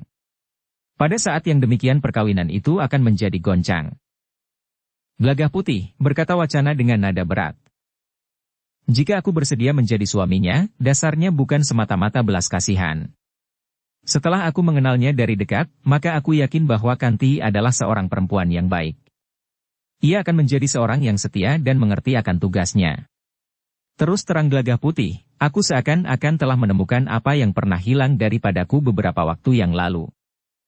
Gelagah putih mengangguk-angguk. Katanya, tetapi kau harus ingat, bahwa di dalam diri Kanti terdapat seorang yang kelak akan dapat mengingatkanmu tentang keadaan Kanti sekarang ini. Aku sudah memikirkannya berulang kali Gelagah putih. Aku tentu akan dapat melupakannya. Aku akan dapat menganggapnya sebagai anakku sendiri, justru karena aku sudah mengetahui sebelumnya. Aku akan merasa tersiksa kelak jika aku sebelumnya tidak mengetahuinya, jawab Wacana. Gelagah putih kemudian bergumam. Aku sangat menghargai sikapmu Wacana. Apakah kau pernah berbicara dengan Kanti, langsung atau tidak langsung? Belum Gelagah putih. Aku takut, jawab Wacana. Kenapa takut, bertanya Gelagah putih. Kanti akan dapat menjadi salah paham. Seperti katamu, ia dapat mengira aku hanya sekedar mengasihaninya, jawab Wacana. Jadi, bagaimana mungkin Kanti mengetahuinya jika kau tidak mengatakannya, bertanya Gelagah putih. Wacana tidak menjawab. Tetapi wajahnya justru tertunduk lesu. Sekali-kali diusapnya keringat yang membasah di kening. Wacana, berkata Gelagah putih kemudian. Jika aku boleh bertanya, bukankah kau sudah menjadi semakin akrab dengan Kanti dalam waktu yang singkat? Dengan demikian agaknya kau sudah dapat menjajaginya, bagaimana sikap dan perasaan Kanti terhadapmu. Wacana termangu-mangu sejenak. Katanya kemudian. Gelagah putih. Nampaknya Kanti sangat dekat dengan Rara Wulan. Seakan-akan ada ikatan dan bahkan ketergantungan perempuan itu kepada Rara Wulan. Karena itu, aku minta tolong kepadamu Gelagah putih.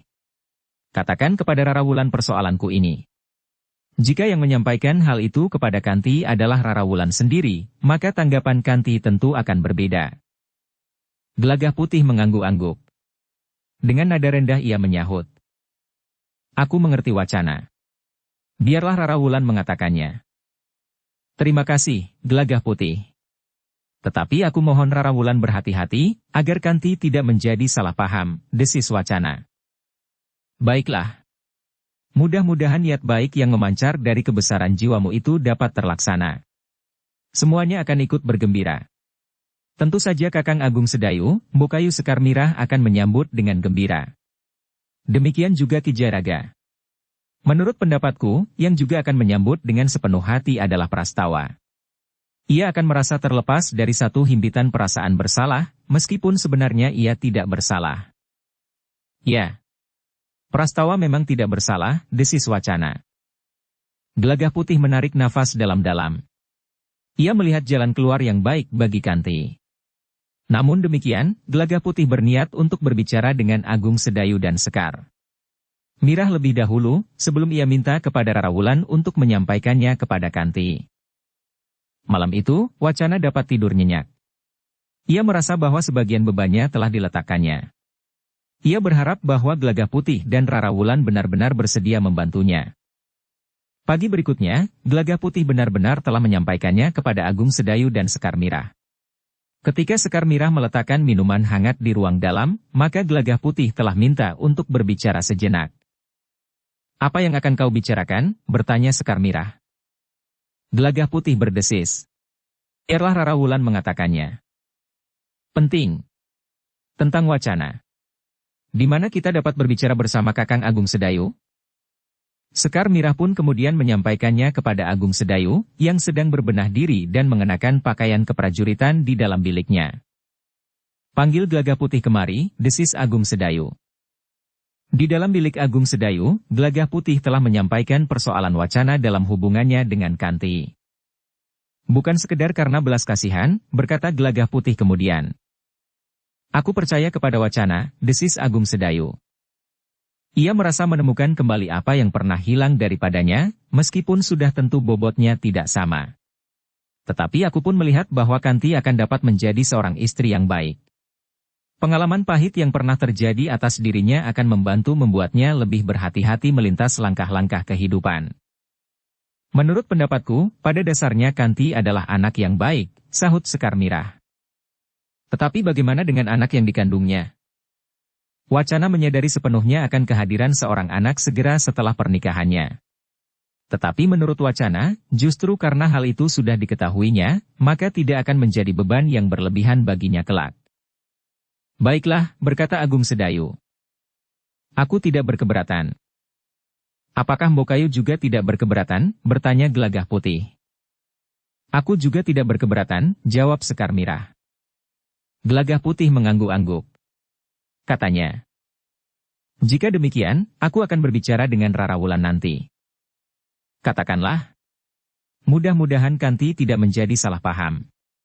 Atau justru karena ia merasa rendah diri dan bersalah sehingga ia merasa tidak berhak untuk menerima uluran tangan itu," berkata Sekar Mirah selanjutnya. Gelagah Putih termangu-mangu sejenak. Ia sadar bahwa apa yang harus dilakukan oleh Rara Wulan bukan satu hal yang mudah.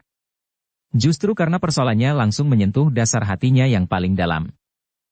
Ketika kemudian sesudah makan pagi Agung Sedayu berangkat ke barak, maka Gelagah Putih telah berbicara pula dengan Ki Jayaraga tentang maksud wacana, dan pertimbangan Agung Sedayu serta Sekar Mirah. Tetapi Ki Jayaraga kemudian berkata, sebaiknya Rara Wulan menyampaikan pesan wacana itu bersama Angger Sekar Mirah. Angger Sekar Mirah yang sudah lebih luas pengalaman hidupnya akan dapat memberikan beberapa pertimbangan, jika Kanti menjadi salah paham terhadap niat baik wacana. Gelagah Putih mengangguk-angguk. Katanya, "Baiklah. Aku akan minta kedua-duanya." Demikianlah, di luar pengetahuan Kanti, Gelagah Putih telah berbicara dengan Rara Wulan dan Sekar Mirah. Ketika Gelagah Putih menyampaikan hal itu kepada Rara Wulan, maka Rara Wulan pun tidak terkejut lagi. Seperti Gelagah Putih, ia pun telah menduga bahwa pada suatu saat wacana akan sampai pada sikapnya itu. Meskipun demikian, titik-titik air telah mengembun di pelupuk mata Rara Wulan. Dengan nada sendat ia berkata, "Aku berdoa dengan sungguh-sungguh, agar niat itu dapat terlaksana. Wacana dan Kanti yang hatinya sama-sama pernah terluka itu, akan dapat saling mengisi untuk menemukan hari depan yang ceria." Ternyata Sekar Mirah pun tidak berkeberatan pula. Keduanya telah sepakat untuk berbicara dengan Kanti sesudah makan malam. Hari itu juga Gelagah Putih telah berbicara dengan wacana. Gelagah Putih memberitahukan bahwa Rara Wulan tidak berkeberatan untuk menyampaikan pesan wacana. Bahkan bersama dengan Sekar Mirah. "Aku hanya dapat mengucapkan terima kasih," desis wacana. "Mudah-mudahan niat baikmu itu dapat berakhir dengan baik pula," sahut Gelagah Putih. Wacana mengangguk-angguk. Katanya, "Aku benar-benar berharap, agar aku tidak akan merasa kehilangan untuk kedua kalinya.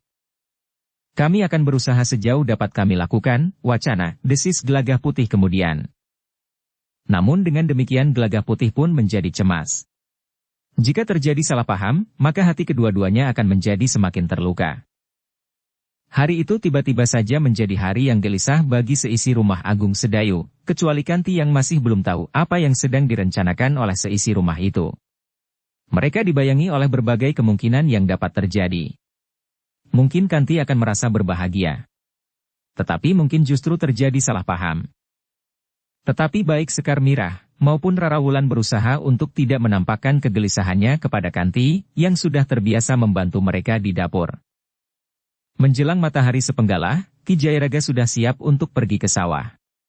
Sambil menjinjing cangkul ia berkata kepada anak yang tinggal di rumah Agung Sedayu. "Heh, Sukra. Nanti jangan terlambat mengirim makan ke sawah." Anak itu memandang Ki Jayaraga dengan kerut di kening. Dengan senyum kecil Ki Jayaraga berkata, "Bukankah kau sekarang bernama Sukra? Nama yang sangat baik bagimu."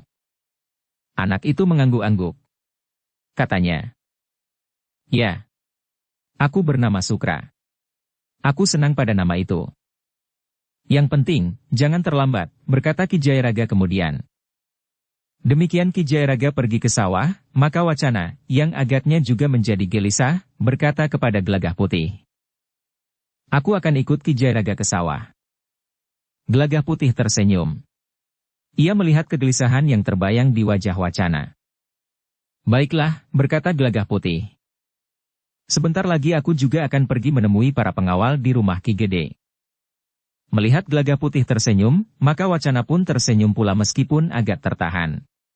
Sementara Gelagah Putih pun berkata, "Jangan gelisah Wacana. Seisi rumah ini akan berusaha membantu kalian berdua." "Terima kasih," desis Wacana, yang segera menyusul Ki Jayaraga. Seperti Ki Jayaraga, Wacana pun membawa cangkul pula di pundaknya. Bersambung ke bab 425. Dukung kami dengan subscribe, follow, like, komen dan share. Terima kasih.